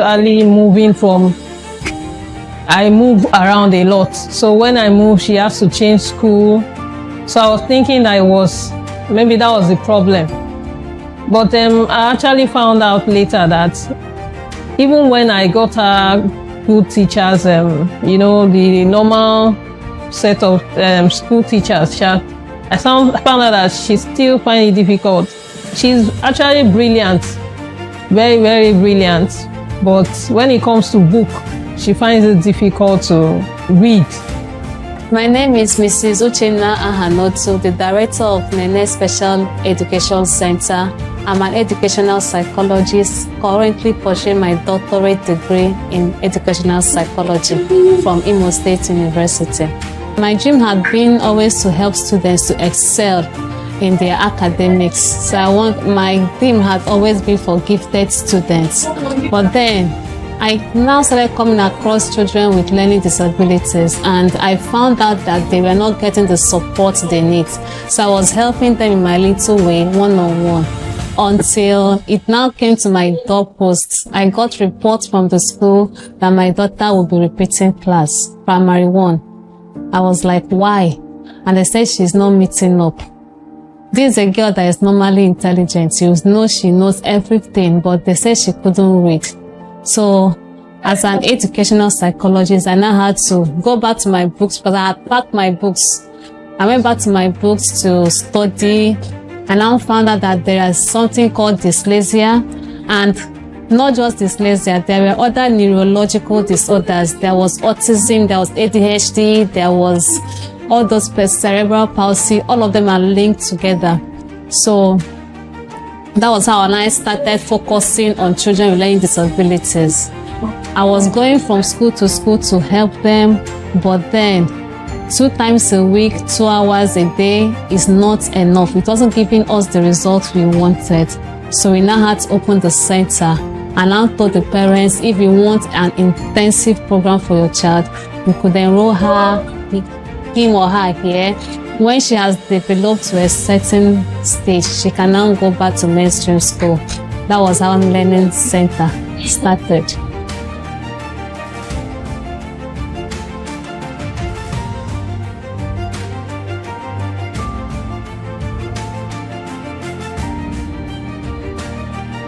High five. A sound. B sound. C sound. The thing is, when a child is not performing well in school, and you know you have tried all you can, you've given the necessary intervention, lesson teacher, good books and all that, and she's still performing low, I think it's time to diagnose her. As a psychologist, we diagnose, when a child comes to our center, we diagnose the child first to know the specific area of challenge. And that's why we're able to now diagnose, say this is dyslexia, this is dyscalculia, this is ADHD, this is autism. It can become comorbid with speech delay, whatever it is. So diagnosis is what we do first. When we diagnose, we can now draw up an education plan for the child.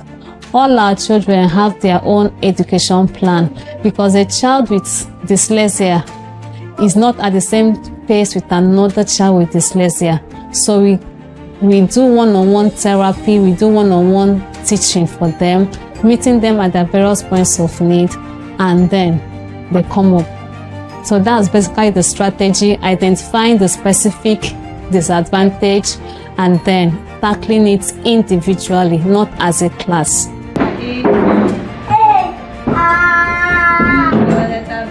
My staff and I, we go for professional training. We go for courses mainly online. Okay, this is actually a timer. This is a timer we use for their section. So each section for a child, because of children with autism, most time they are diagnosed with ADHD, that's attention deficit hyperactive disorder. So it's difficult for you to treat them in a normal class and take a long time with them. So we time our sections with them. For each section for a child, we have 15 minutes. So I put on my timer.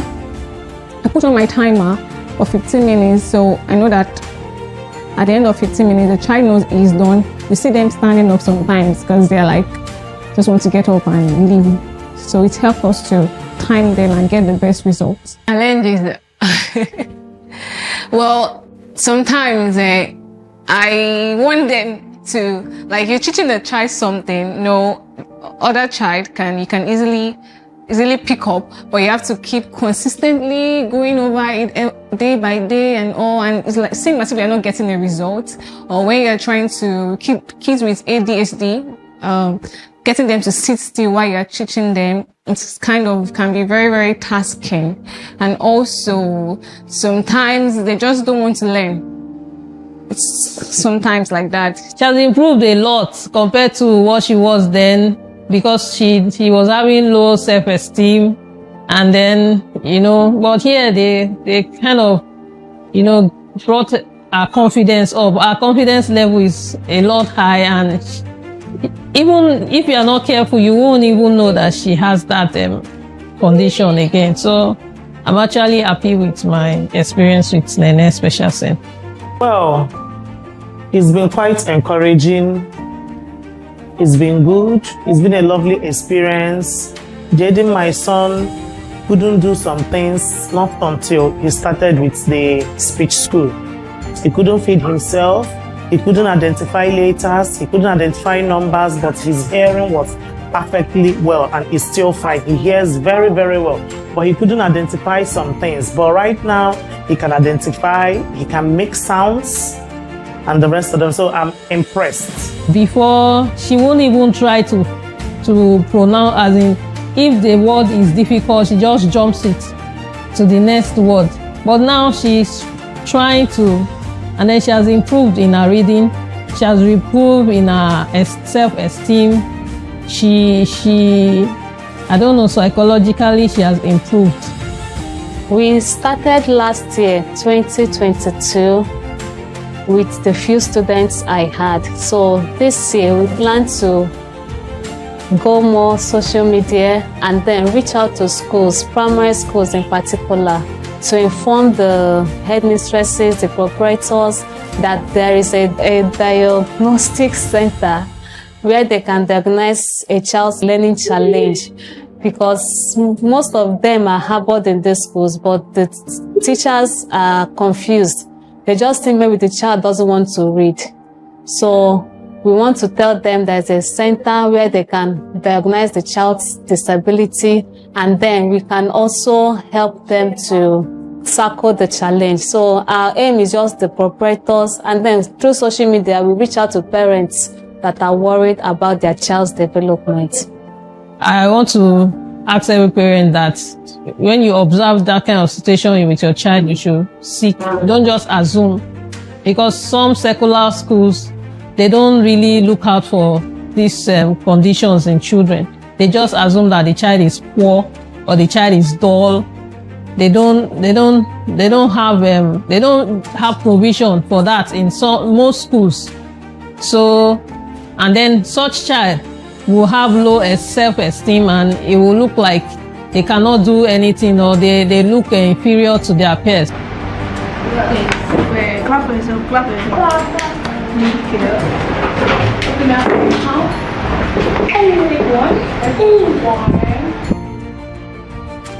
As I said, we started exactly May last year. So this is just 1 year, and we have had a total of 12 kids, about 12, 13 kids. And some of them are still on now. Well, I must say it has been an amazing one. It has really been amazing. I get to meet wonderful kids every day.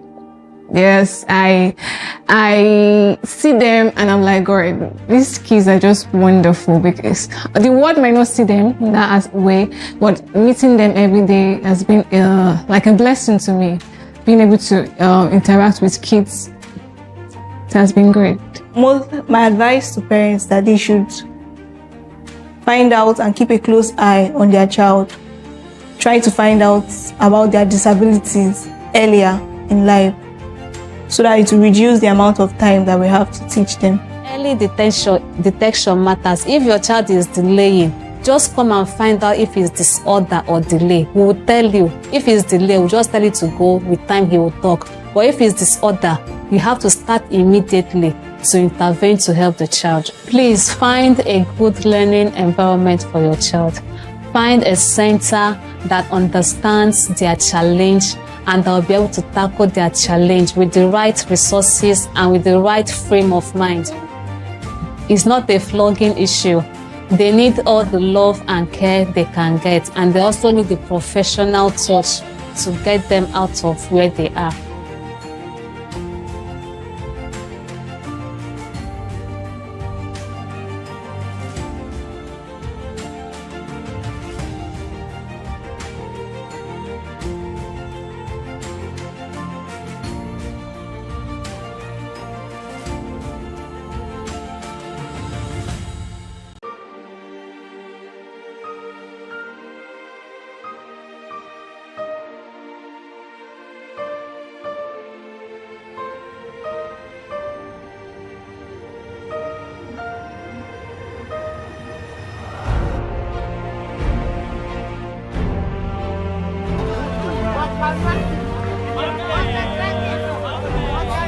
The morning of March 12, 2021, chaos at the Federal College of Forestry Mechanization in Mando area of Kaduna State, northwest Nigeria.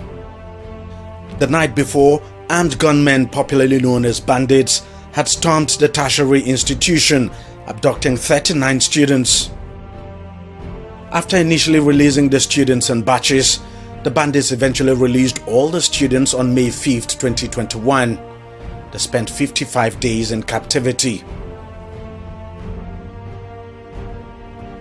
It's been over 2 years now since that incident happened, but the school has not remained the same again. Some of the affected students did not return to the school. Many have now abandoned the hostel. To some of us who have opportunity to interact with the bandits during the process of negotiation for the release of our children. Friday, Sani's daughters were among the 39 abducted students back in 2021. He says even though one of them has come back to the school to complete her studies, she's yet to recover from the traumatic experience. She came back one day and told me that, Dad, we got a news that spies came and they learned there are those that spy for bandits to the school to come and spy the environment and see if there are areas they can pass through to take students. So the first thing, I was in Abuja when she called me. I now quickly told her, please go back home and be coming from home to the school for the meantime. And out of fear, I started sorting for off-campus until something dawned on me that there is need for me to look for the advice of the management of the school. When I got there, they told me that there won't be any reason for me to fear, that I should allow her to return to the hostel. There are staffs living in the quarters there, and the hostel is just very close to staff quarters and all of that. So I came back, telling her to return to the hostel. It was a battle. Said, Daddy, I know what I'm going through. If anybody just managed to knock my door, I jump from bed.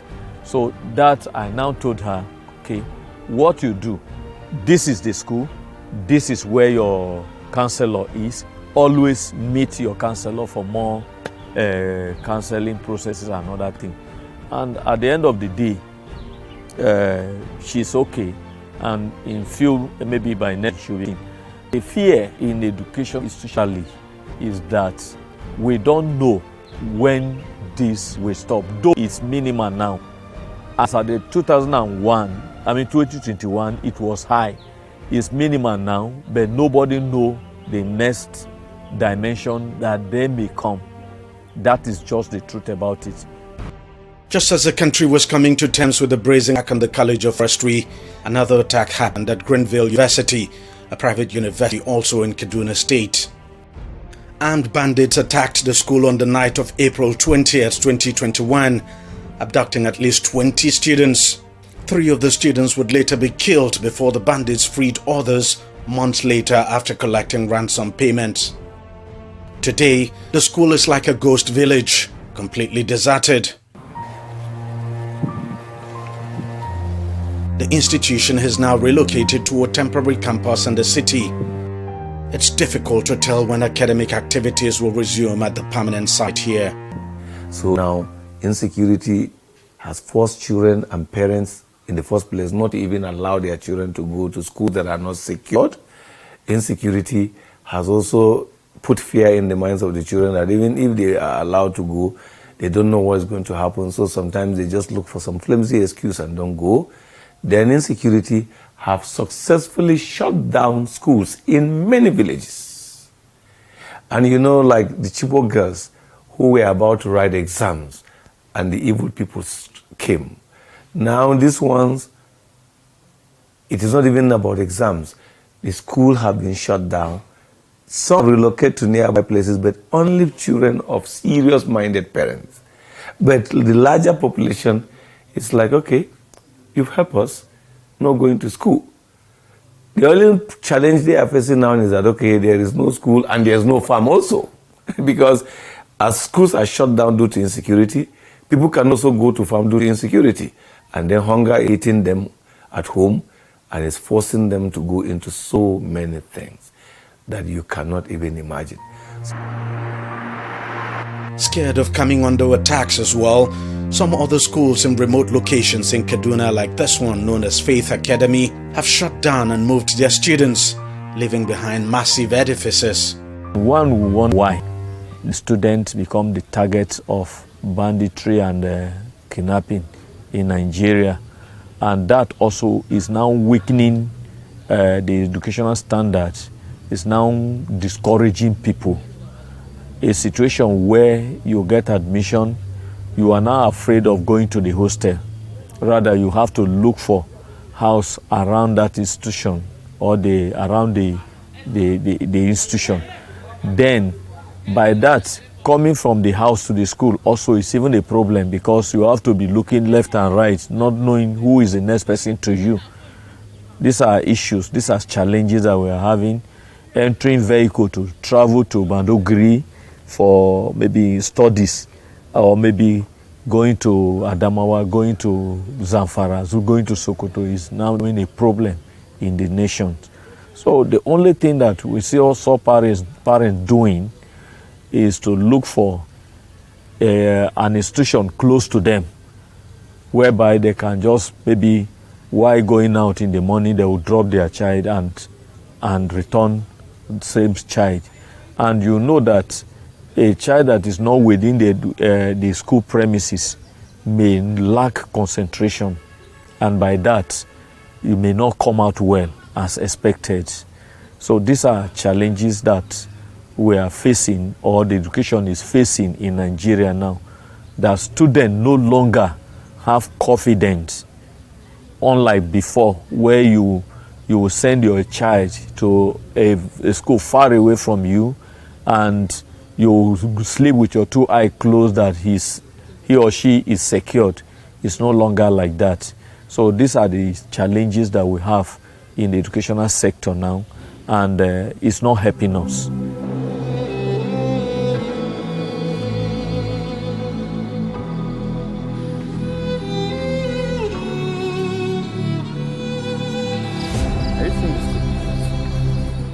Bethel Baptist High School, also in Kaduna State, is now one big deserted community. On the night of July 5th, 2021, several gunmen invaded the school and kidnapped 121 students, taking them into the forest. It would take several months and millions of naira in ransom payment before the bandits would release the students. The last student in captivity only just got freed November 2nd, 2023. 2 years and 4 months after the mass abduction. But since that incident, the school has been abandoned. The management now uses a temporary location for the school. You needed to see this place before now, okay, or maybe before the incident that happened on the 5th of July 2021. This place was so clean, so tidy, so a very serene environment for one to be. But now you can see how it has become so bushy that a lot of the places had to be converted to farms to reduce the bush. You've gone around, you've seen the football pitch, how it has been converted to a farmland. The all other courts have been converted to farmlands. All these are just to make sure that the place is maintained, to reduce the bush. It has affected education, particularly the school. A lot of money was spent that we cannot actually set the amount that was given to the bandits, how the staff also suffered, how everyone, in fact, most of the students, some of them didn't come back again. They went to schools, not that were not actually their first choice. Some, I cannot say whether some will finally become dropouts or whatever. But let's start example, one of the students that has not yet come back. What do you think happened to his education? He does not continue with education. Now he can be classified under dropout. So that's part of the effects. Security has become so devastating in our nation that education is receiving its own quota of the effects of this insecurity. We spend gathering money and getting support from spirited individuals, huge money. I can quote that we spend over 250 million naira to get those students of Baptist High School, Kujama, to come back. That is just one. That's just one. And you don't talk about the students of the school in, because for us in Kaduna State, the other school that suffered similar challenge was the school in Awong. And then you keep talking about other places that had to shut down schools completely due to this insecurity. Now, there was nothing we could do than first to encourage parents not to give up, not to allow the insecurity discourage them from sending their children to school. Because as I've earlier explained, it is a strategy of terrorists, it's a strategy of enemies of education to discourage and stop young children from acquiring education. And we must not give in. So some other communities that are having similar challenge, what we normally do is to encourage them to either move their children to a safer school or to a safer community, because we have nearby communities where schools are within the city, not outside where you are afraid your daughter may be taken away and so on and so forth.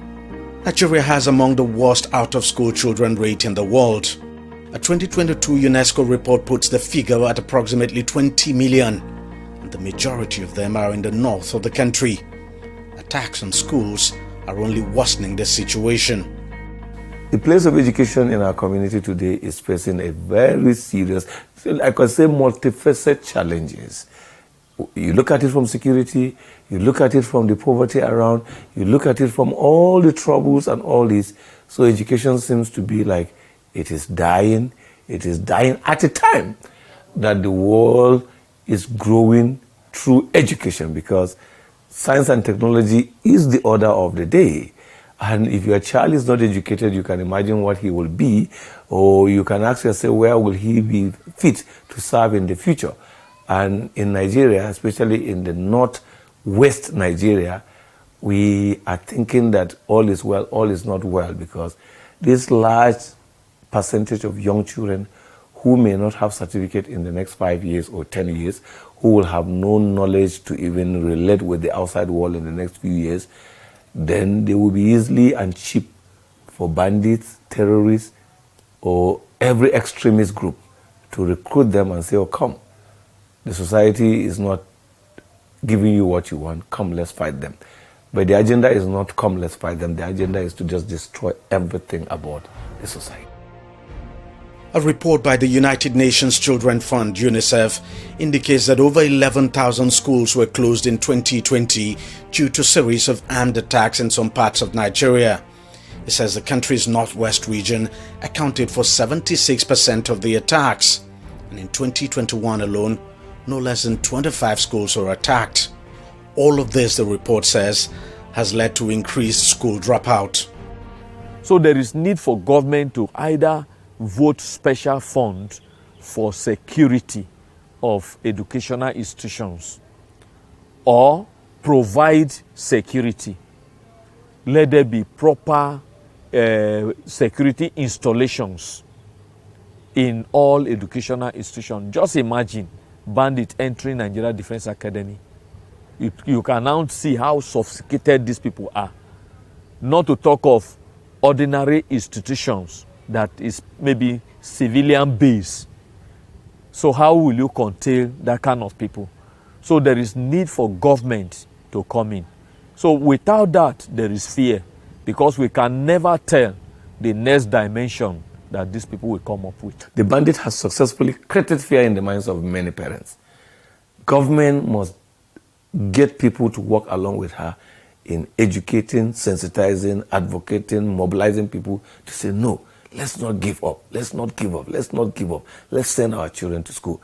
Because when we allow this thing to continue for another 5 years, then the out-of-school number will triple instead of reducing. But that's what the enemy of education wants, and he seems to be gaining ground. And then there's poverty in the land. So he's succeeding faster than we can even imagine. But we will not give up. We'll do our best to reduce the gap. But I can't lie to anybody that we can get it the way we want for now. It will take a long time for things to return to normal in the schools that have suffered attacks, and perhaps much longer for those that have been abandoned for now. One of the biggest challenge that terrorism have actually brought to the front burner in Nigeria is her dislike for education. The Boko Haram simply put that education is a sin or education is evil. Tells you a lot about the agenda of the terrorists and the way they want to ensure that they crumble education. In their own thinking, it is Western education that has brought about liberalization. It is Western education that has made children disobey their parents. It is Western education that has brought about the terrible way young people dress because they want to live in a society. And you can go on and on and on and on and on and on. And so they begin to attack education. So when children are being kidnapped by bandits, apart from the idea of getting money as ransom, it's also to help meet up with need of the bandit or the terrorists by ensuring that young children, especially young girls, are discouraged from education. The government has since begun a 144.8 billion naira Safe School Initiative project in 8 states, covering at least 58 schools in each state this year. The project will be a period of 3 years, but it remains to be seen what difference it will really make on the ground.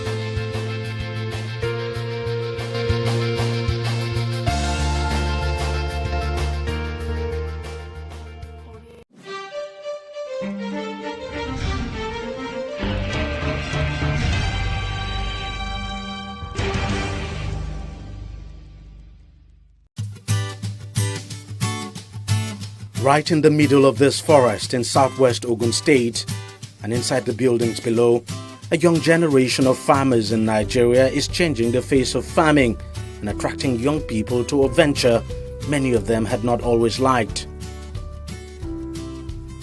And 36-year-old Peter Okocha Jr., or PJ as he's fondly called, is leading the change. An economist by training before branching off into farming, PJ and his team are deploying a unique method of farming known as aeroponics to grow cash crops, starting out here in August of 2017. What's taking place is that you're seeing agricultural technology.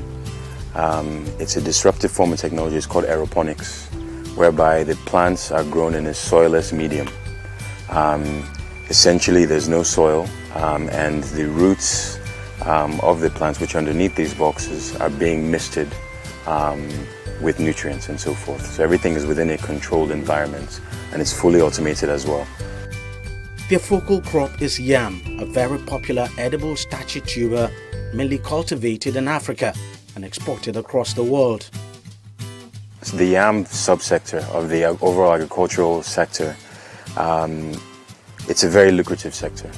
But the problem is that the requisite inputs haven't been applied. And so what we're doing in this program is saying that, okay, we know that there's a sector that currently has a value, according to the Food and Agricultural Organization based in Rome, of about $13 billion US. But with the requisite inputs, the yam subsector will grow from $13 billion to about $19 billion. And this is Nigeria alone. So what we've said is that, okay, we know also that Nigeria accounts for 60% of the global production of yam, but yet we don't have inputs such as seed.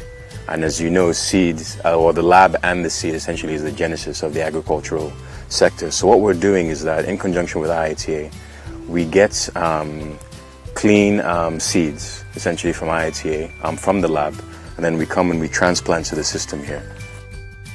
The system is a greenhouse where the yam seeds are grown in this row of boxes using aeroponics, more like growing yams in the air. Now just take a look at these leaves. Every leaf you see here is a potential tuber of yam. So to get a sense of how many tubers of yam we have here, you just have to do a count of all the leaves we have here.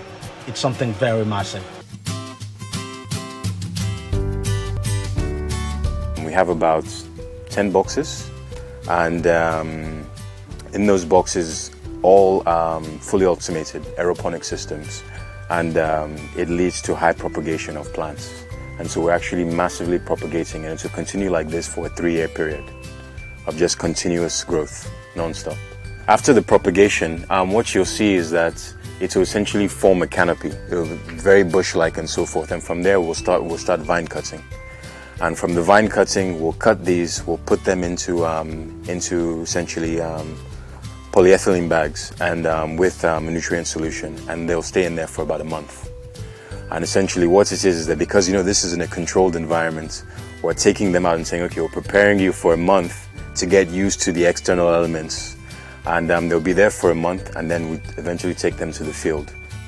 This is the field where they are brought and planted into the soil so the seeds could develop fully. These right now currently have been here for about 3 weeks. And we're still planting now, and they'll be here for a total of about 3 months. And after about 3 months, we'll get seeds of about 250 to about 500 grams.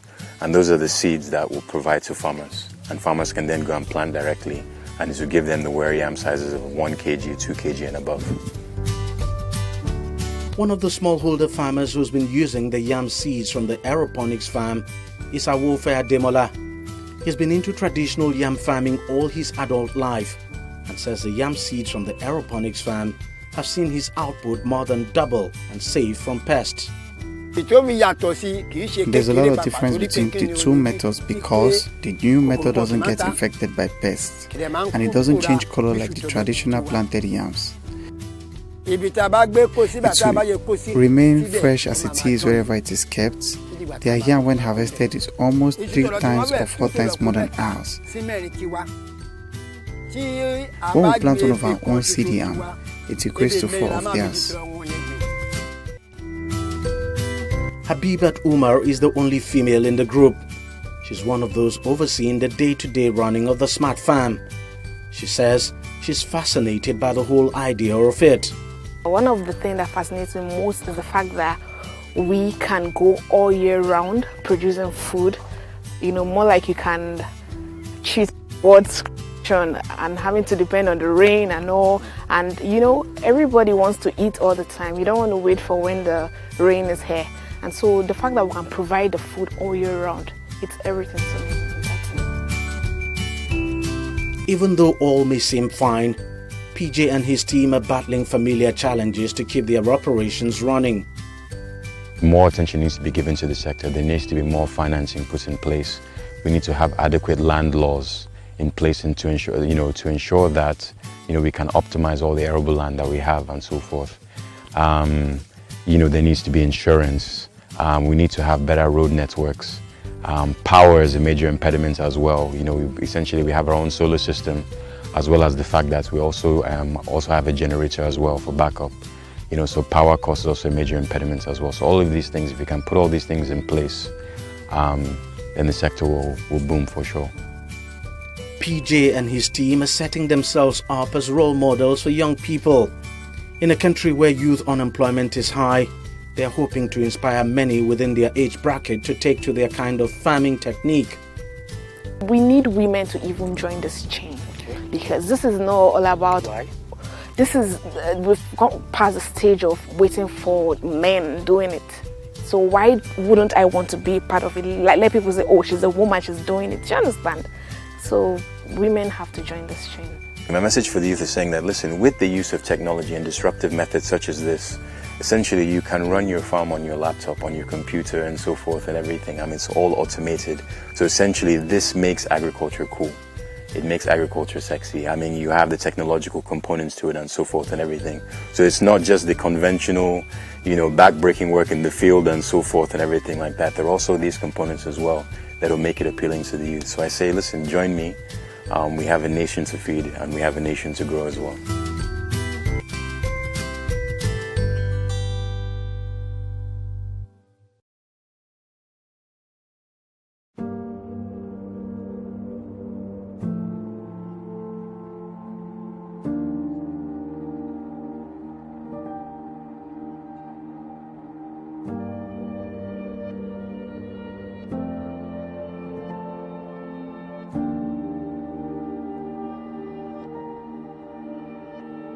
Well, I didn't know on time, because I only knew that she found it difficult to read, and even when she started school, although I thought I was part of the reasons why she could not catch up with her mates, because I was actually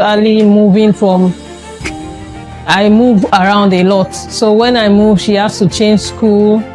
So I was thinking maybe that was the problem. But I actually found out later that even when I got her good teachers, the normal set of school teachers, I found out that she still finds it difficult. She's actually brilliant, very, very brilliant. But when it comes to book, she finds it difficult to read. My name is Mrs. Uchenna Ahanotu, the director of Nene Special Education Center. I'm an educational psychologist, currently pursuing my doctorate degree in educational psychology from Imo State University. My dream had been always to help students to excel in their academics. So my dream had always been for gifted students.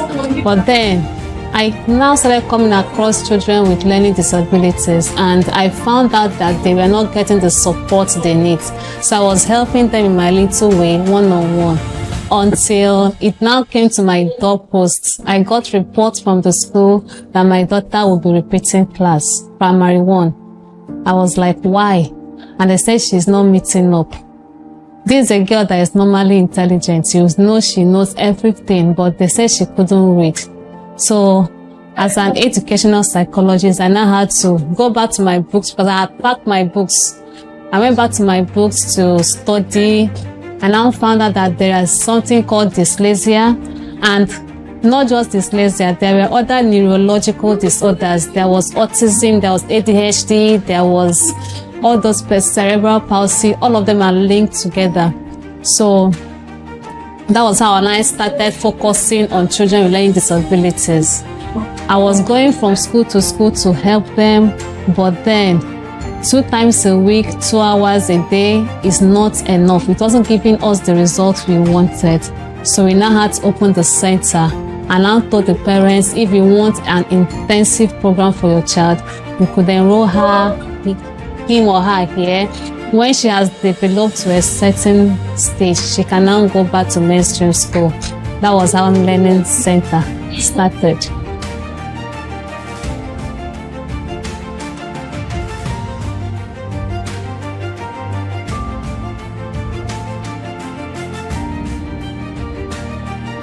High five. A sound. B sound. C sound. The thing is, when a child is not performing well in school, and you know you have tried all you can, you've given the necessary intervention, lesson teacher, good books and all that, and she's still performing low, I think it's time to diagnose her. As a psychologist, we diagnose, when a child comes to our center, we diagnose the child first to know the specific area of challenge. And that's why we're able to now diagnose, say this is dyslexia, this is dyscalculia, this is ADHD, this is autism. It can become comorbid with speech delay, whatever it is. So diagnosis is what we do first. When we diagnose, we can now draw up an education plan for the child. All our children have their own education plan, because a child with dyslexia is not at the same pace with another child with dyslexia. So we do one-on-one therapy, we do one-on-one teaching for them, meeting them at their various points of need, and then they come up. So that's basically the strategy, identifying the specific disadvantage and then tackling it individually, not as a class.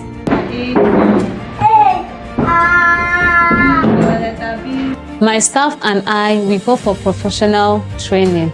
We go for courses mainly online. Okay, this is actually a timer. This is a timer we use for their section. So each section for a child, because of children with autism, most time they are diagnosed with ADHD, that's attention deficit hyperactive disorder. So it's difficult for you to treat them in a normal class and take a long time with them. So we time our sections with them. For each section for a child, we have 15 minutes. So I put on my timer for 15 minutes. So I know that at the end of 15 minutes, the child knows he's done. You see them standing up sometimes because they're like, just want to get up and leave. So it helps us to time them and get the best results. Challenges. Well, sometimes I want them to, like, you're teaching the child something, other child you can easily pick up, but you have to keep consistently going over it day by day and all, and it's like seems as if you're not getting a result. Or when you're trying to keep kids with ADHD, getting them to sit still while you're teaching them, it's can be very, very tasking. And also, sometimes they just don't want to learn. It's sometimes like that. She has improved a lot compared to what she was then, because she was having low self-esteem, and then, but here they kind of, brought our confidence up. Our confidence level is a lot high, and even if you are not careful, you won't even know that she has that condition again. So I'm actually happy with my experience with Nene Special Center. Well, it's been quite encouraging. It's been good. It's been a lovely experience. Jaden, my son, couldn't do some things not until he started with the speech school. He couldn't feed himself. He couldn't identify letters. He couldn't identify numbers, but his hearing was perfectly well, and he's still fine. He hears very, very well, but he couldn't identify some things. But right now, he can identify, he can make sounds, and the rest of them. So I'm impressed. Before, she won't even try to pronounce, as in, if the word is difficult, she just jumps it to the next word. But now she's trying to, and then she has improved in her reading. She has improved in her self-esteem. I don't know, psychologically she has improved. We started last year, 2022, with the few students I had. So this year we plan to go more social media and then reach out to schools, primary schools in particular, to inform the headmistresses, the proprietors, that there is a diagnostic center where they can diagnose a child's learning challenge, because most of them are harbored in these schools, but the teachers are confused. They just think maybe the child doesn't want to read. So we want to tell them there's a center where they can diagnose the child's disability, and then we can also help them to tackle the challenge. So our aim is just the proprietors, and then through social media, we reach out to parents that are worried about their child's development. I want to ask every parent that when you observe that kind of situation with your child, you should seek. Don't just assume, because some secular schools, they don't really look out for these conditions in children. They just assume that the child is poor or the child is dull. They don't have provision for that in most schools. So, and then such child will have low self-esteem, and it will look like they cannot do anything, or they look inferior to their peers. Clap for yourself, clap for yourself.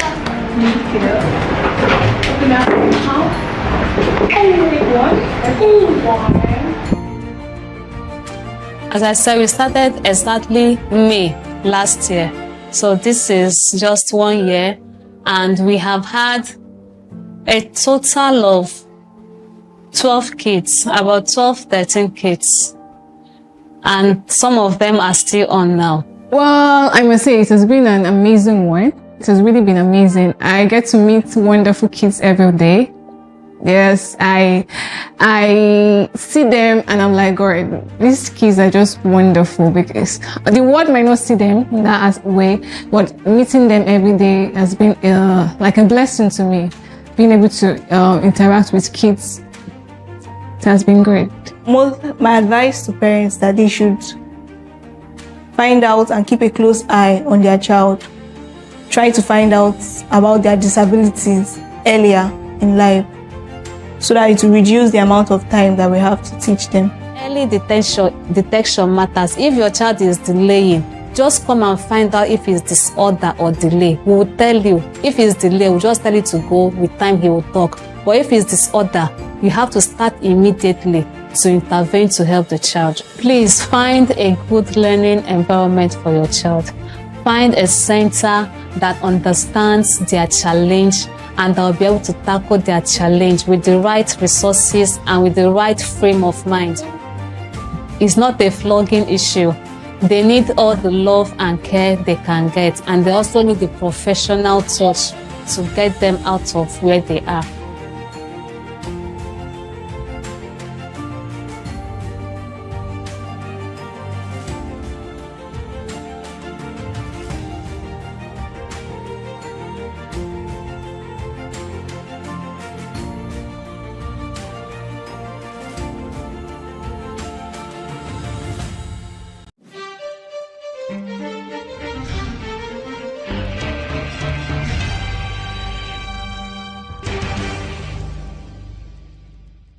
The child shall in all circumstances be among the first to receive protection and relief in times of emergency and disaster.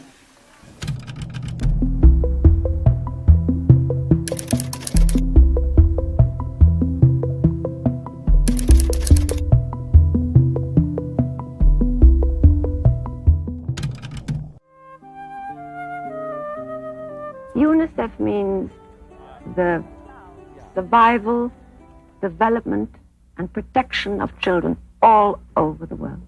Africa, Asia, South America, everywhere. Ms. Hepburn traveled to virtually every area of the world where children and women are in need of assistance, giving them hope and comfort with her presence and tenderness.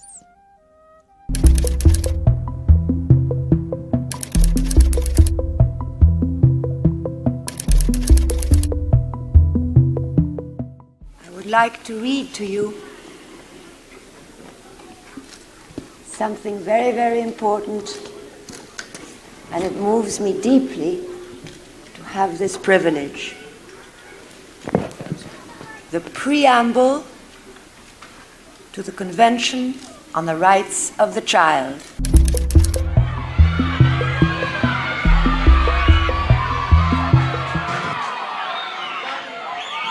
The child needs love and understanding and shall have the right to grow up in an atmosphere of affection and security.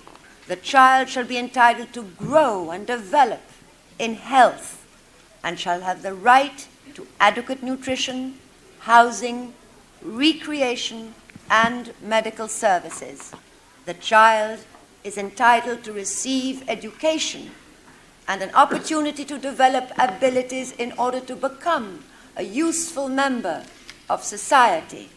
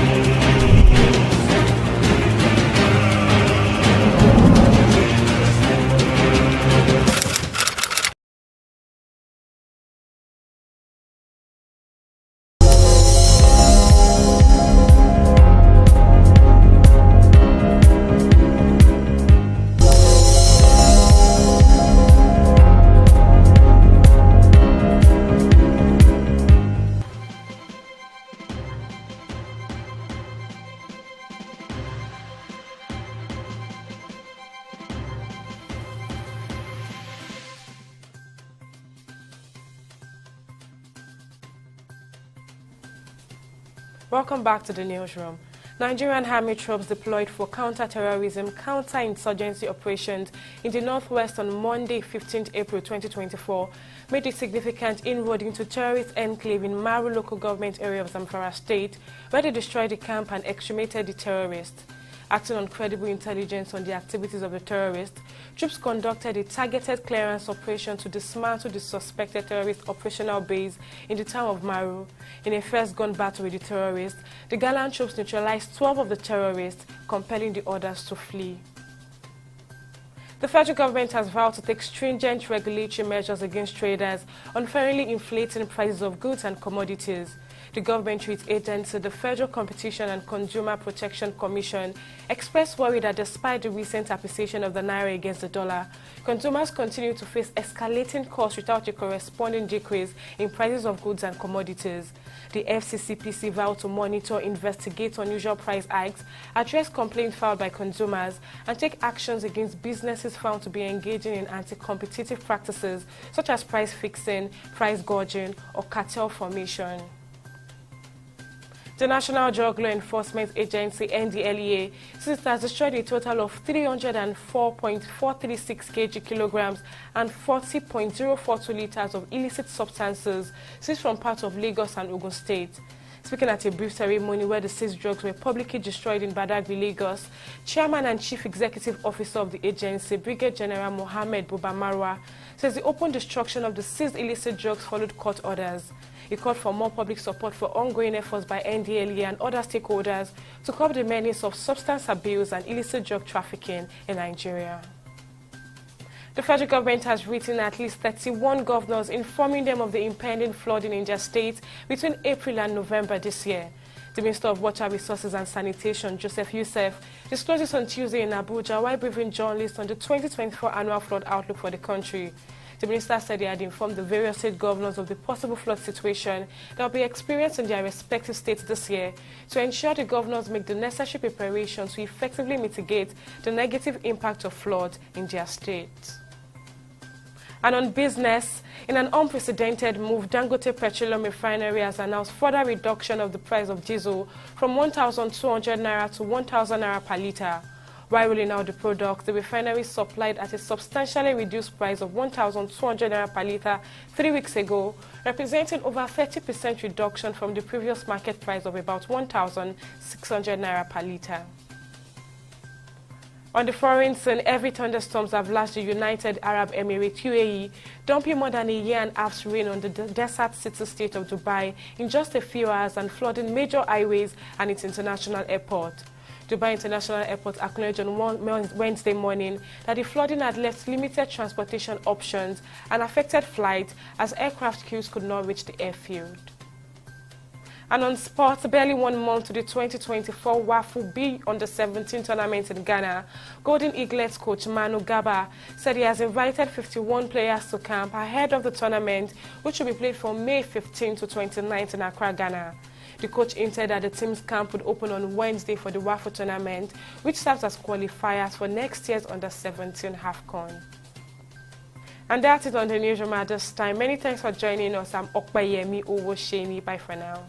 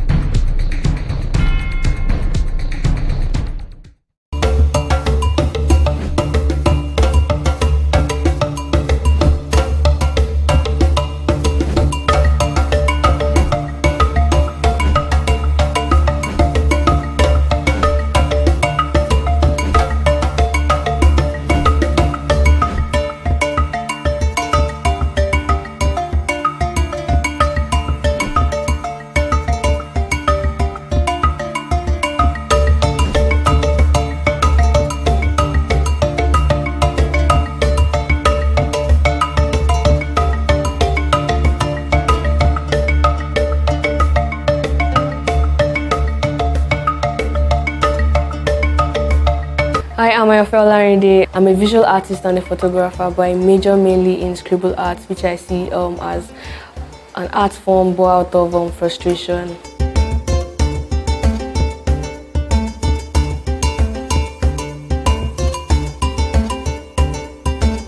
My very first scribble painting was done based on frustration. I was at Artist Connect in 2015, where I was challenged to actually do an art piece, and I felt really frustrated because around that time I was just using pencil to work and I was handed a pen to draw. So I just started doing jaga jaga, trying to find something from it, and then along the line I realized I was actually just making sense. I could see a face in the painting I was doing. So I realized that there was something called scribble arts later on when I researched on what I'd done at the Artist Connect.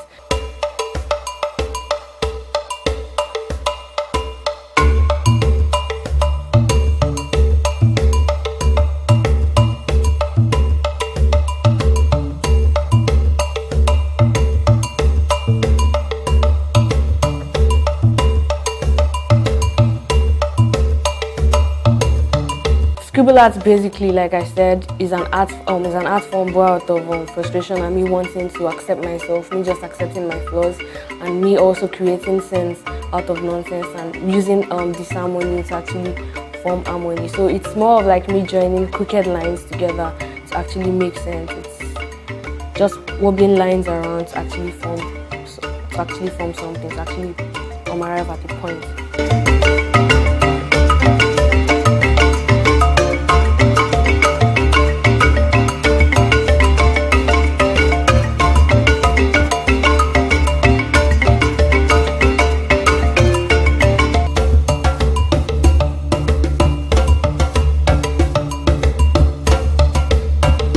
I can remember far back as secondary school in SS1. I was in biology. I was a science student in biology class then. I needed to like make some extra money for pocket money. I was in the boarding house then, and I could draw from my textbook. I could imitate things I could see. So my friends used to give me their works, biology assignments, to draw skeletons and everything. So like most times whenever we have assignments, I'm the one they come to. So I used to do it, and then I got into trouble. The biology teacher caught me, realized that all the works were looking alike, and then she called me to the staff room. Around that time, the visual arts teacher too was around, so like he saw what was going on and was like, this girl can draw, she can even shade. Okay, she should actually come around to the visual arts class. So I enrolled for the visual art vocational studies then. I was doing science and I was also doing art on the side. So I started developing interest because art to me was just for fun. I didn't really know that I had the gift. I just knew that, okay, I could just draw things, and I realized that most of the times when I draw, it was basically from what I was feeling at that time, or basically because I just wanted to feel good. So yeah, that was basically how I started doing art.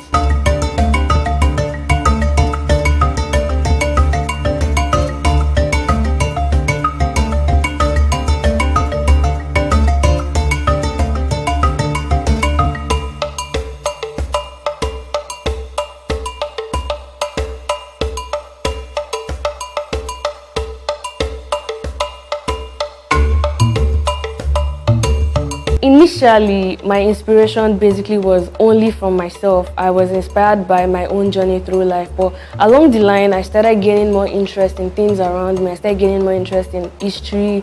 I gained more interest in my environment. I gained interest in my friends, like their stories, and yeah, governments too. I'm interested in politics, the political aspect of Nigeria and the world as a whole.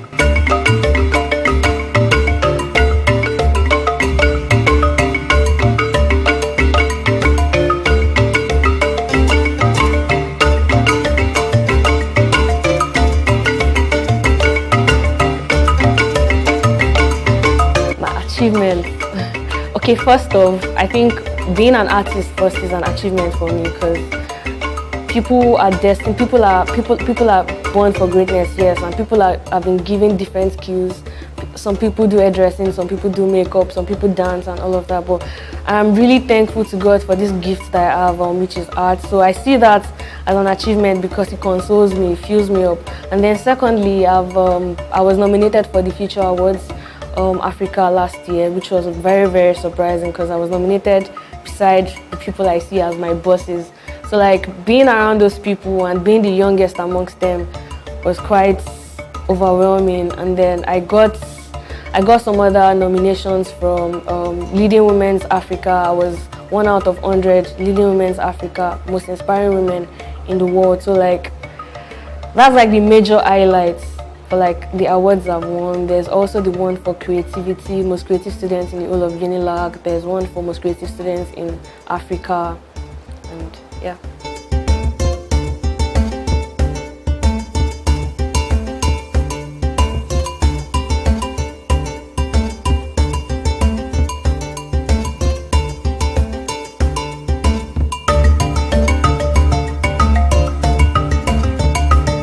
Weirdly, I actually don't even count the number of artworks, but I have a list which I used to collate them. But I would say in my lifetime, I would say that I've created more than 500 works.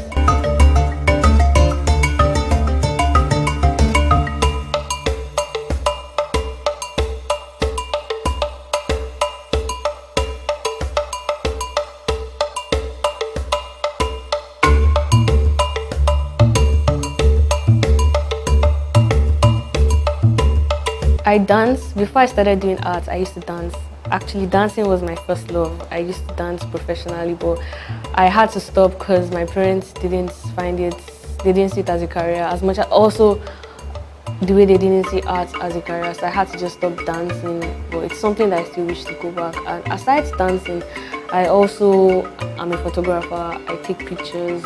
I also do short films.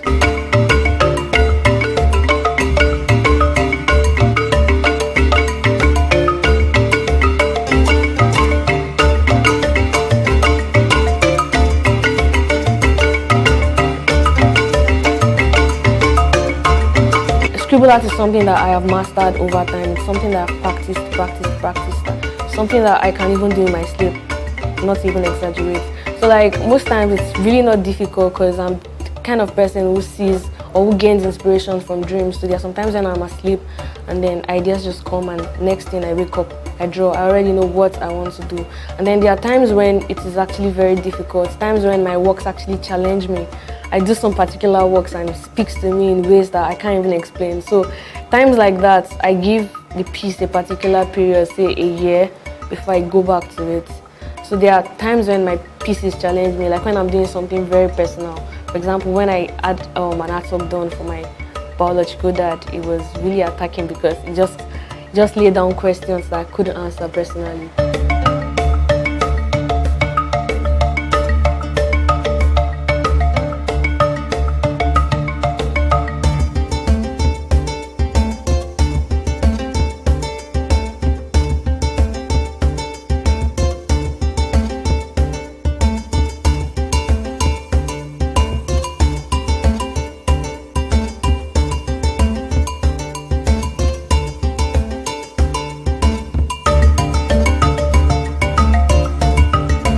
A scribble artist, my own process is, right, there's no direct path. It's usually in a scribbled form. Scribbled form is meaning it's a jaga form. Because I'm seen as a jaga artist, like I said. They see me as one person that just does nonsense to actually make sense. So most times I twist and twirl before I actually make a point.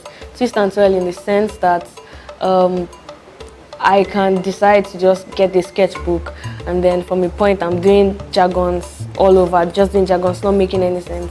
And then it gets to a point where I actually realize what I am trying to do, the message I'm trying to pass across, and then I start building on that particular piece. So from that point, I'm already forming an image.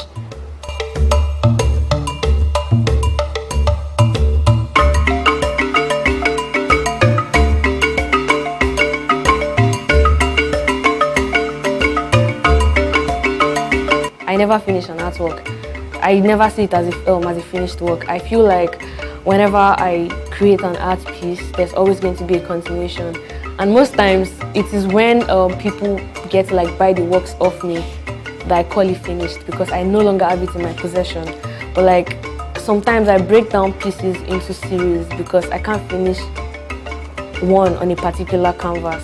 So I have to continue on another canvas. That is where that's why there's need for collection or series when I'm working. So, for example, my Igbo landing works, this one behind me here, actually a series, a 5-in-1 series.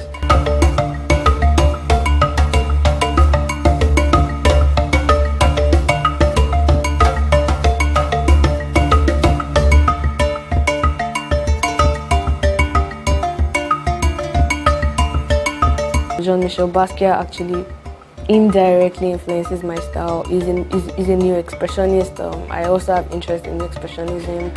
I like his method, and I feel like his approach towards creating has influenced me in so many ways because, like I said earlier, I basically just approach the canvas and I see drawing on the canvas as me learning. I see it as an opportunity to learn. So whenever I draw, whenever I scribble, it's more like I'm actually learning. So that is how it is for Basquiat. So whenever he approaches his canvas, he just basically scribbles paints around. He scribbles paints around, and while doing that, he figures out some things about what he's doing. So I think that's the same thing because I see art as a learning process. So he has impacted me in that form. Although Basquiat is dead, but yeah, I still look up to him a lot.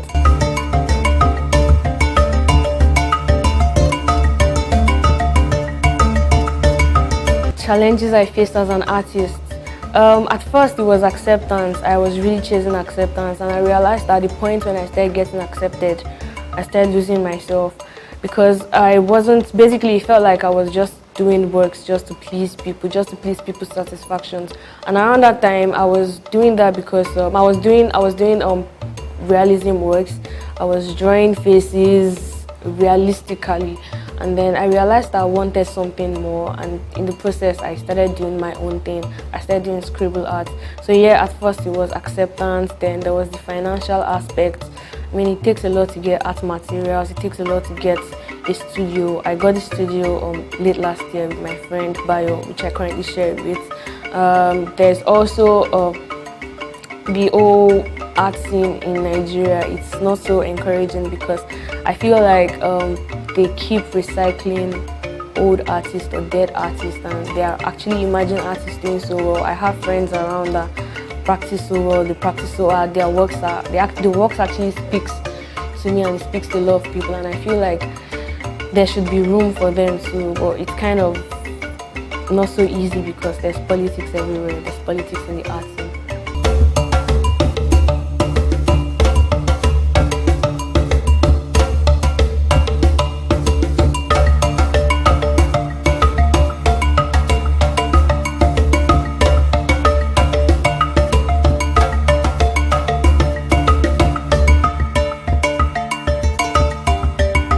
My plans actually change over time because I'm human, I grow, and I realize that sometimes I actually want stuff bigger and sometimes I want stuff a little more subtle, right? So currently I would like to actually have a hub where people like me wouldn't get the opportunity to create, wouldn't get the opportunity to study what they wanted to study, can actually come around and feel at home.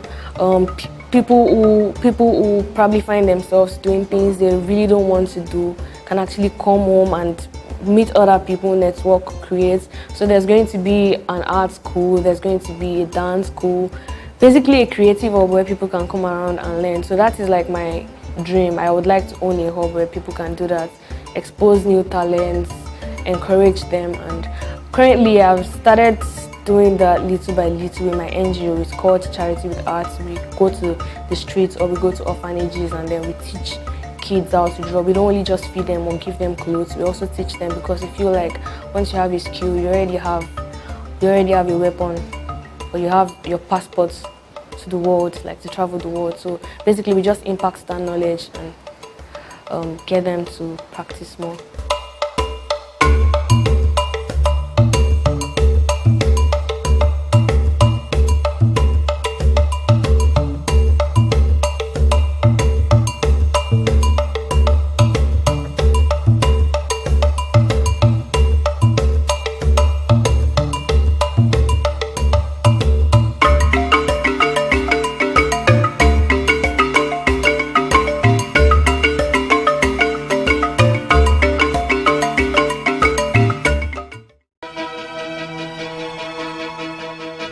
Opinions are free, facts are sacred, but truth is universal. How, in practical terms, can we, for instance, de-escalate the tension president must see himself as the president of the Federal Republic. We know where the enemy is. 3 places. The Lake Chad Basin, the border area between Nigeria and Cameroon, and then the Sambisa Forest. On TV360, we give you a complete dose of everything. Opinion, facts, and undiluted truth. I hardly believe what politicians say in this part of the world. A new Nigeria is possible, a future is possible. We delve into the issues, dissect it so that you can understand it, use it to take action. I don't think there's any need for any governor to look for grant for ranching. TV360, dissecting the issues.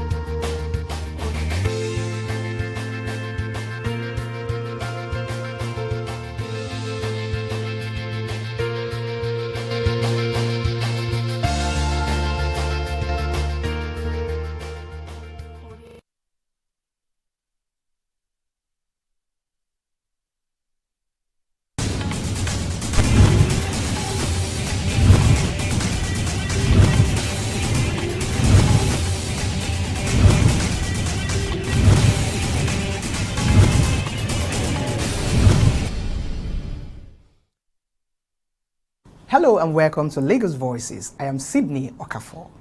On today's episode, our attention is on the unveiling of the Red Line Rail by President Bola Tinubu. Just over a year after the launch of the Blue Line Rail, the Lagos residents have more reason to celebrate another brand new rail line, the Red Line Rail. President Bola Tinubu was in Lagos to officially launch 37-kilometer rail project at the Air train station. Meanwhile, the beauty of this Red Line Rail is that it is an intra-city service that aims to improve transportation in the busy city of Lagos. Now, let's hear what the President, the Governor, and even Lagosians have to say about the Red Line Rail. A new addition to the transportation system of Lagos State, the Red Line Rail. It's several years in the making, but today, Lagos State's second Red Rail has become a reality. And here to formally commission the project, President Bola Tinubu, who incidentally conceived the idea while he was governor of the state almost 2 decades ago. Today is an evidence that it's good to dream. It's a serious validation of democracy. By the people, for the people. When you put people at the central focus of your vision and planning, you will realize the value of democracy. This is what we are here to do. Because 25 years ago, I was elected to lead Nigeria's most populous state. The smallest in land mass. Those were very different times when all that existed here was suppressed and aborted potential from the grim beginning. My team and I toiled day and night to craft and to implement a developmental vision that will transform Lagos into the economic powerhouse of Africa and a respected mega city on the global stage. We are realizing that dream. I am pleased to declare to you that the momentum of greatness we kick-started a quarter of a century ago has since become an unstoppable force. It's not a crime to dream and dream big. Just stay focused and stay on course. Clearly make development the central focus. One of the ongoing transformations has been the transportation system. Focus on the people. This is one example of an agency out of bureaucracy that works. Well guided, well committed, a well-designed blueprint. It has worked across 4 administrations.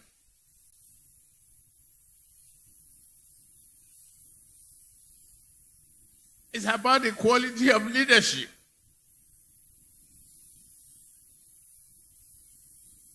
Lamata has demonstrated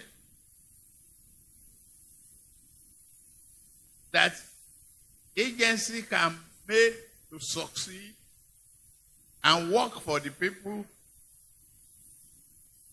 if implemented and guided with a vision.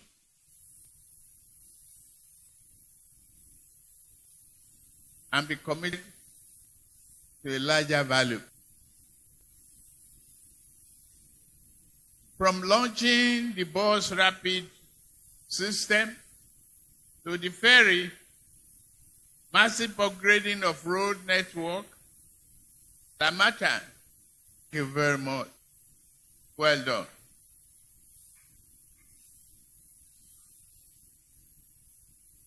History of Lagos will be written with you in gold. I understand the digital payment system platform, single one, I can use for ferry service, use for rapid bus, the rail,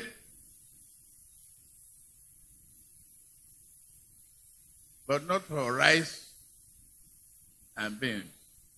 The rail line is expected to be a game changer in a city where commuting is often a nightmare as a result of its notorious traffic jams. In the year 2003, you, Mr. President, established the Lagos Metropolitan Area Transport Authority, LAMATA, to coordinate and oversee transport policies and programs in Lagos State. Just December, 2 months ago, we celebrated LAMATA's 20th anniversary. I uniquely was privileged to be part of your administration that birthed LAMATA 20 years ago. The Transport Master Plan that outlines what those integrated rail systems stood for, which are 6 rail corridors, 1 monorail, 14 BRT corridors, and over 20 water routes on a vast network of what is today the tiniest, smallest state in our country called Lagos State.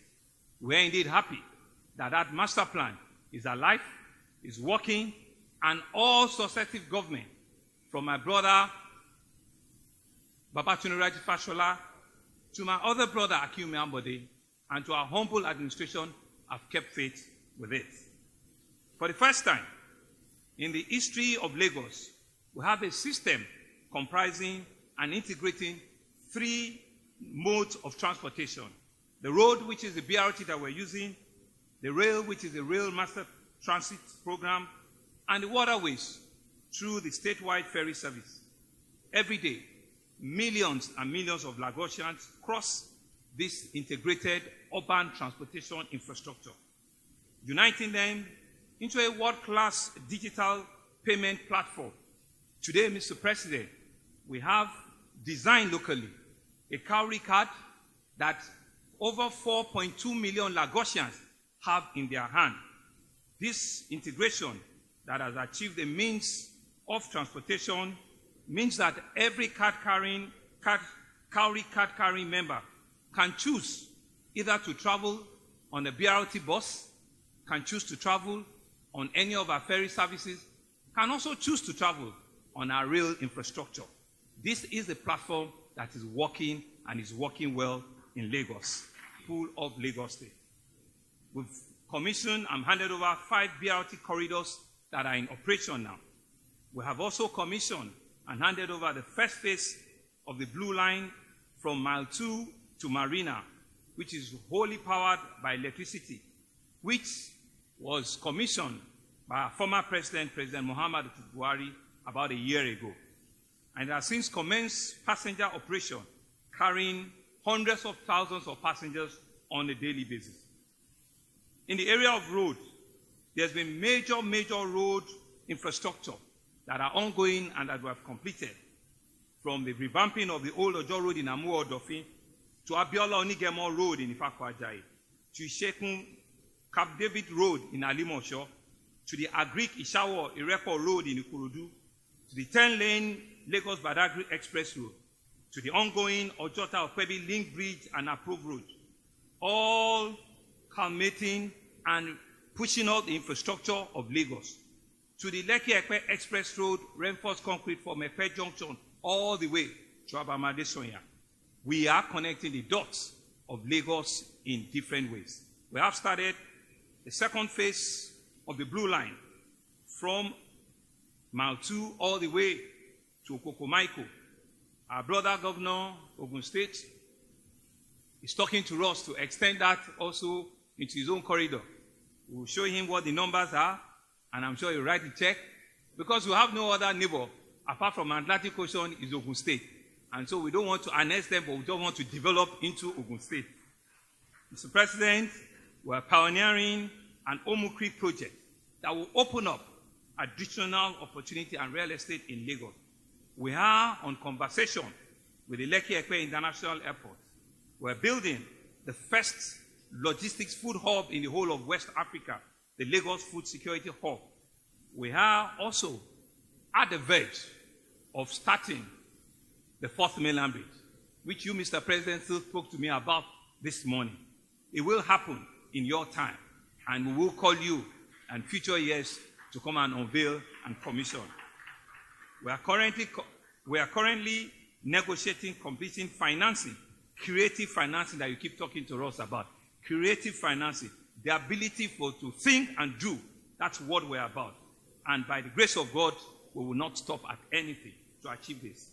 All these major projects we've outlined is to add to the multiple of inner roads, bridges, and junctions that we have completed and that millions of Lagosians are currently enjoying.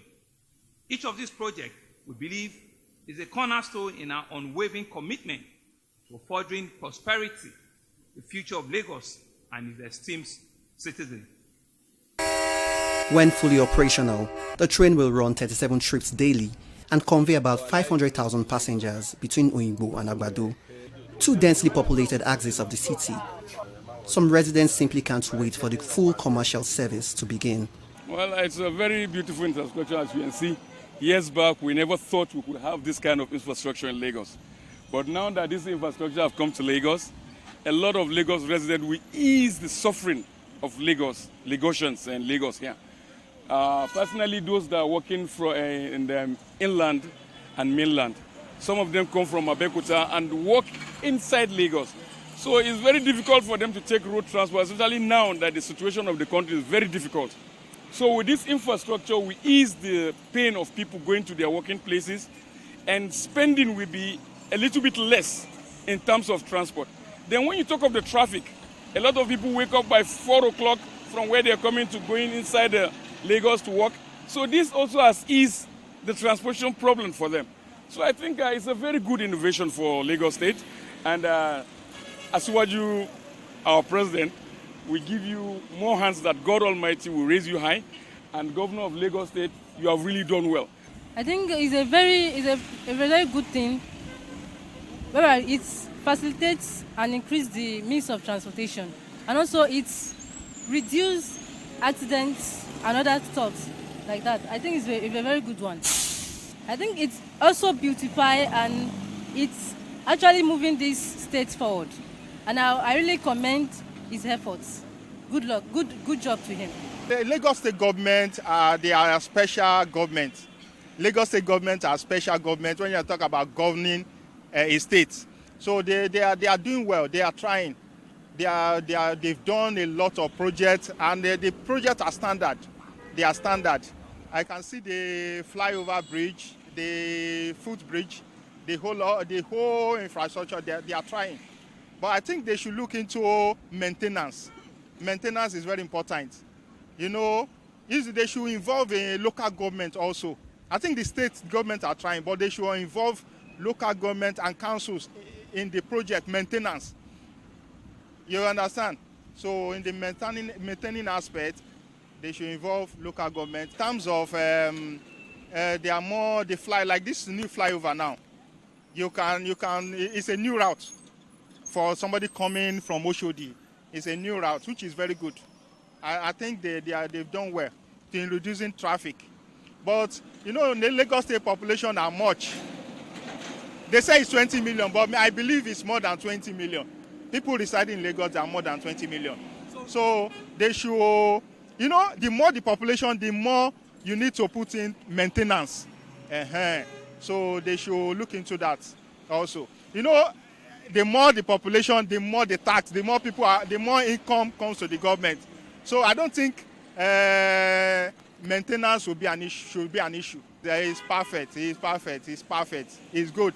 Though the one I entered, while coming from Abeokuta, because I went to Abeokuta to do some things, while coming was federal government one. Very good. The high point of the event is the signing of the contract for the second phase of the Red Line project with the Chinese construction firm CCECC. The second phase will connect the rail line to Marina on the land axis of the city. Welcome back.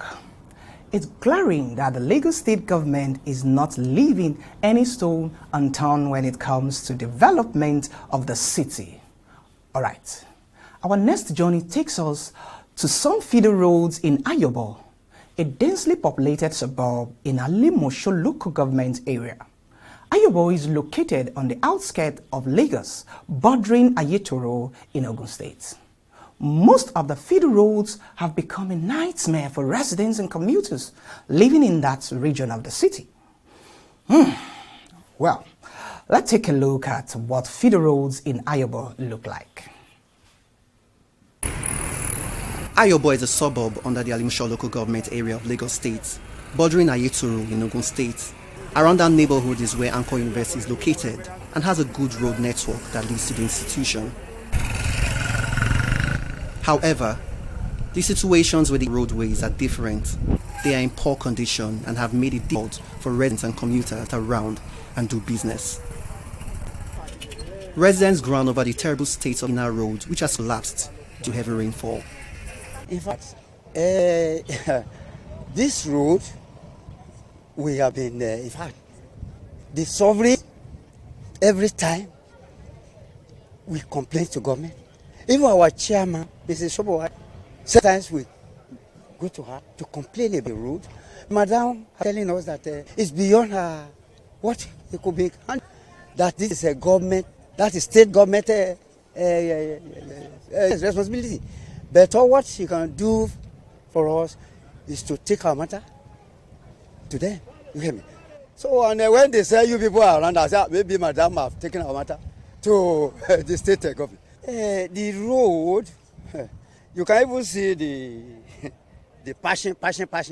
So we have been in this mess for over a decade now. Yes, over a decade. And we have been complaining, even right from Fashola, Governor Fashola then. So when you get to along Amule Road, so there is area they call KID. Before there is a filling station there, so by the left when you are going to Amule, so before that filling station, So you will see canal, one swampy area there. So then, when you are coming from outside into Ashikpa, you cannot, in fact, we find it very difficult. Even to have our visitors, it's very, very shameful. The Bali of Ashikpa says that they have reached out to the government, but nothing has been done yet. Doing a lot of job in this community. Respect on the road. Since first tenure of the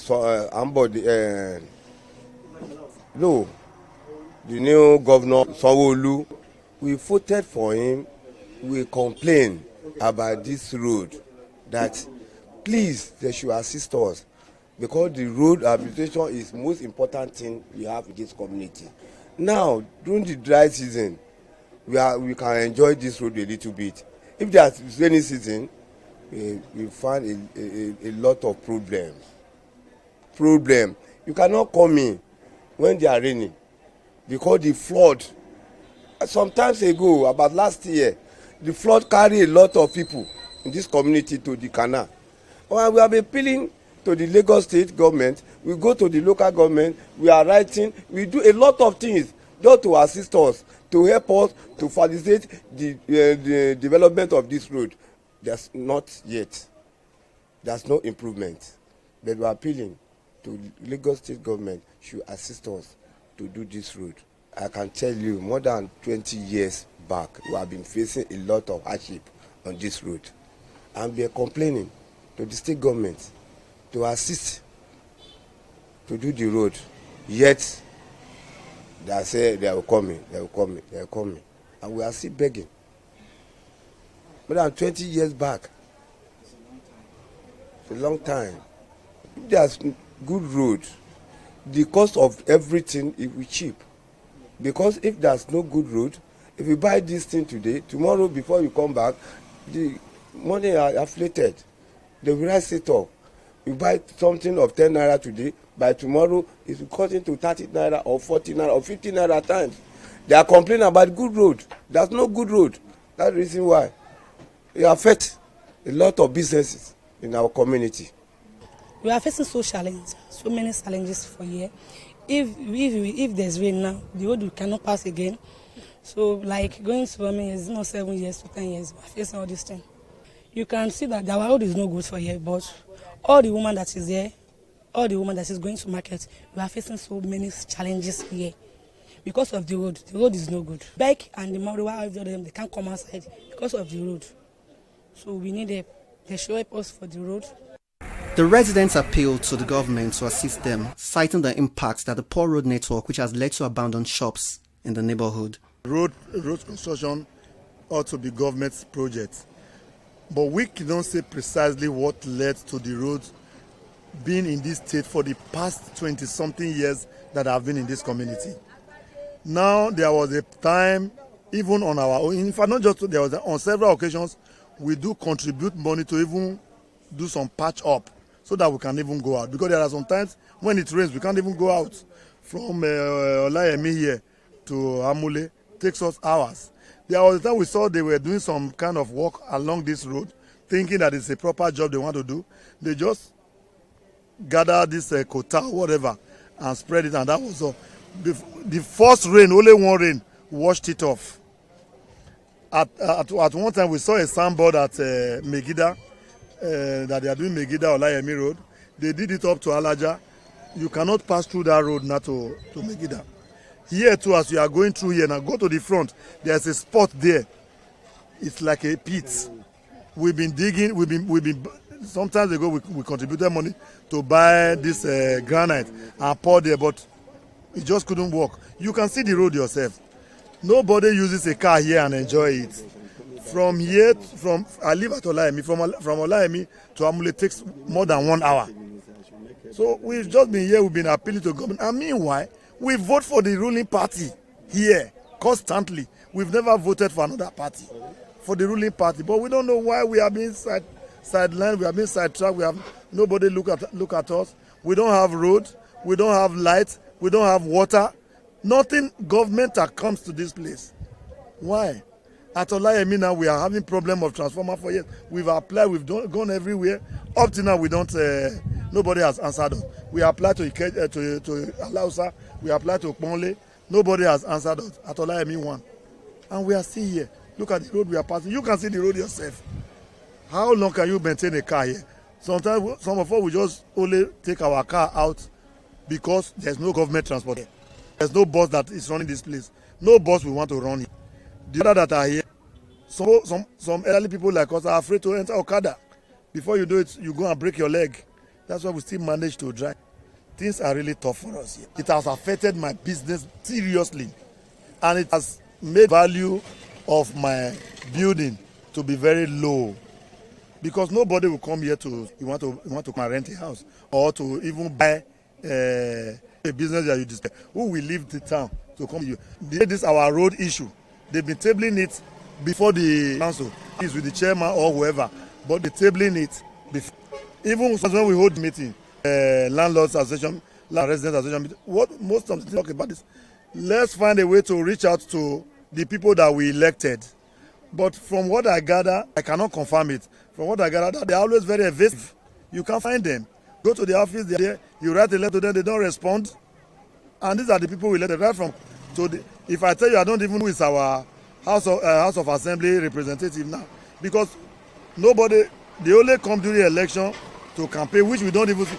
Like the last election now, they don't even come here because they could not use the road. But we still voted for them. And I expect our vote to count.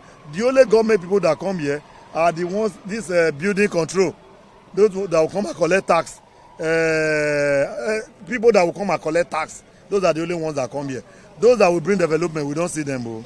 The CD chairman, they were trying about this road, but all the effort to the government is abortive. So we have never seen, the last one they did before this coming rain, the grid, it was done, through the neighborhood something effort, community effort rather, and not government something. So that's all I can say. We have never seen any government, aid. So if we can help us, well, we shall be very grateful. While waiting for the state government intervention to help fix the roads, residents of Ayobo are not relenting in their joint communal efforts to fix the dusty roads by using stones as temporary measures to make them partially motorable. It is true that Ayobo residents require immediate government assistance, and we hope the Lagos state government would do so. All right, that is all we could take on today's episode of Lagos Voices. I'm Sidney Okafor. See you next time.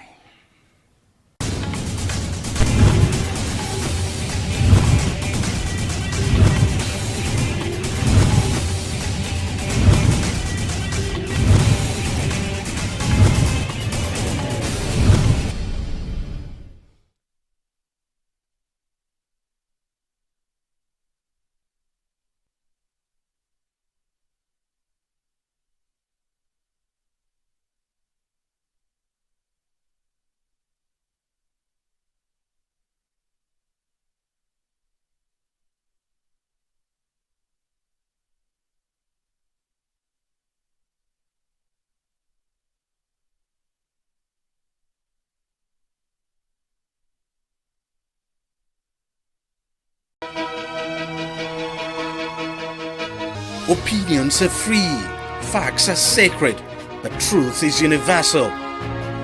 How, in practical terms, can we, for instance, de-escalate the tension? President must see himself as the President of the Federal Republic. We know where the enemy is.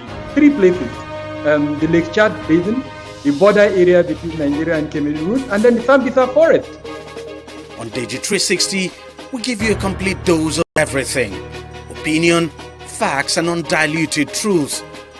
I hardly believe what politicians say in this part of the world. A new Nigeria is possible, a future is possible.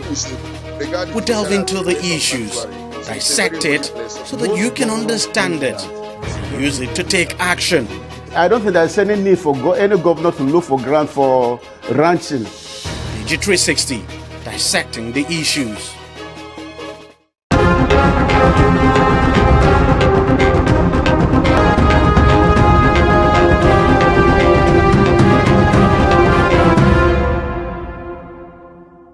It's arguably the most important slave trade era monument in Badagry. The point of no return is a huge draw for tourists visiting the coastal town.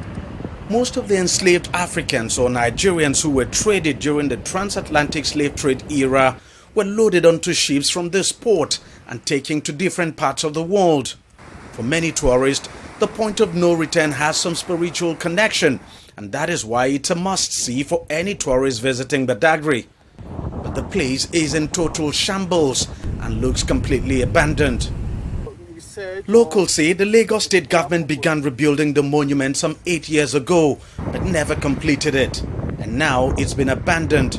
The whole structure is rotting away and collapsing.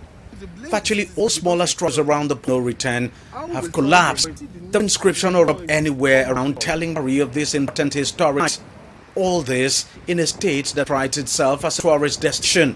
It's a crying shame that this place left like. Imagine if tourists were to come here. There's just nothing, absolutely nothing to tell the story. There's nothing to show that this is most point to return. It's just to understand how we could abandon a monument important to this in this manner. It's quite very, very embarrassing looking at the way which the government, even though they've been advocating for tourism, on the need for us to invest in tourism, to encourage the citizens to participate and also encourage tourist activities. But the truth of the matter is that most of our tourist sites, they are not really strategically fine-tuned in a way to make it more attractive for tourists to come and spend time around. Well, I think this structure, it's more of like a white elephant project. It's a waste. Because you can see now it's dilapidated, and I don't think they are going to continue with the construction of this structure. And this structure, I believe before the commencement of this structure, they should have come up with their plans to see how it's going to benefit and enhance and boost tourism in this community. But maybe they did not do groundwork very well, so they add up it long run. It really breaks my heart, because this is millions of naira wasted that possibly could have been ventured into another aspect of tourism. But it's just like millions, and there's no way they can retrieve this lost fund. And people coming down here to catch fun, and they tend to feel discouraged and embarrassed by the sight of these, most especially foreign nationals coming there to come and relax, or maybe to come for their research purposes. They're going to see Nigeria as a country that we are not serious. Yards away from the point of no return, another abandoned project by the Lagos state government. Locals say this was supposed to be a guest chalet started during the governorship of Babatunde Fashola, but long abandoned. Even this paved road leading to the point of no return has not been completed. Most part of it is yet to be paved. Even in its terrible state, tourists still flock to the point of no return, but they often leave disappointed. When I was in secondary school then, we came for an excursion here, but the place we went to was 4-story building, and then we were not opportune to come here because they were like, okay, we can't come here since we were young then. But coming now, at least, that was 2014, and this is 2024, let me say that's 10 years ago. So coming here now, and I was like, okay, land of no return, let me come and let me see how it looks like. But on getting to this place, it's very disappointing because there is no evidence, that there is nothing to show that, okay, this is an evidence to show that this is a land of no return. And even this building, I'm just guessing that maybe that is where the colonial master stays then, where they select the slaves and all those things. But I don't know, because there is no one to tell us the history, and it's very disappointing that they just let it go. Like, let me say, it's a waste. Anybody can come here and claim it as anything. If this monument continues to rot away like it is at the moment, then it's only a matter of time before the point of no return completely disappears from this very spot.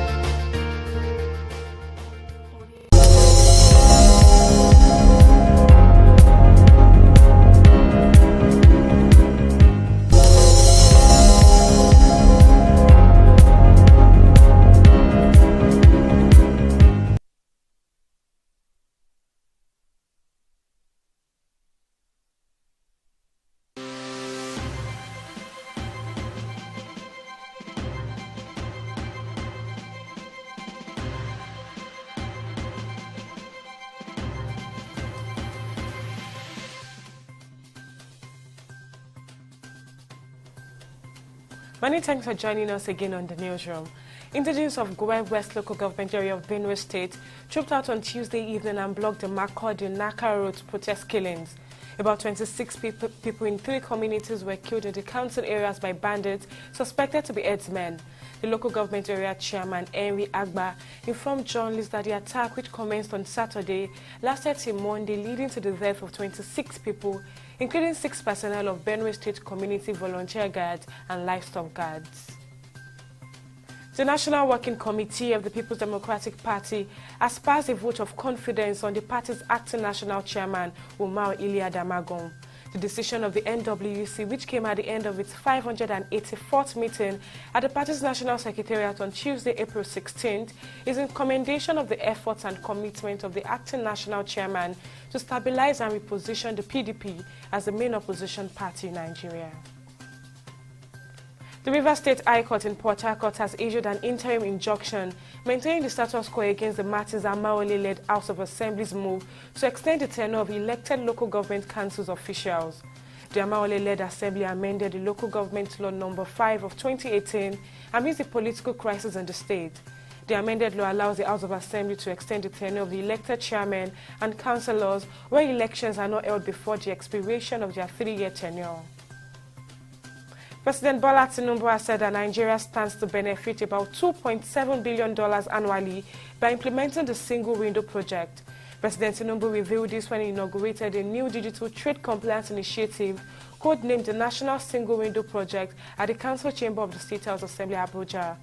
He also noted that the project will save the country at least $4 billion lost annually to complex bureaucracies and corruption hindering its trade efficiency in the country.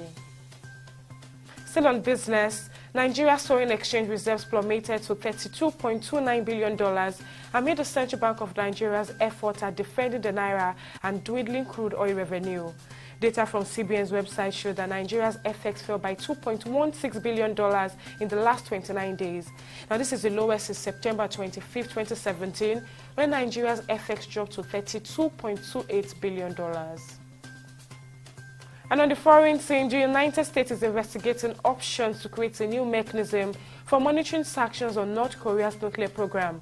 The U.S. ambassador to the United Nations said on Wednesday that Washington is looking at options within and outside the United Nations. Russia last month vetoed the UN Security Council resolution to renew the UN panel that has been overseeing Pyongyang's compliance with international sanctions. And on sports, head coach of the female Yellow Greens, Leke Oyede, says the team will begin close camping in the first week of May for the 2024 Kwibuka Cricket Tournament in Rwanda. Nigeria, Rwanda, and 6 other countries have been confirmed for the expanded 10th edition of the tournament, which is from May 27th to date at the Ganga International Cricket Stadium in Kigali. And that's it on the newsroom at this time. Thanks for joining. I'm Okpeyemi Wosheni. Bye for now.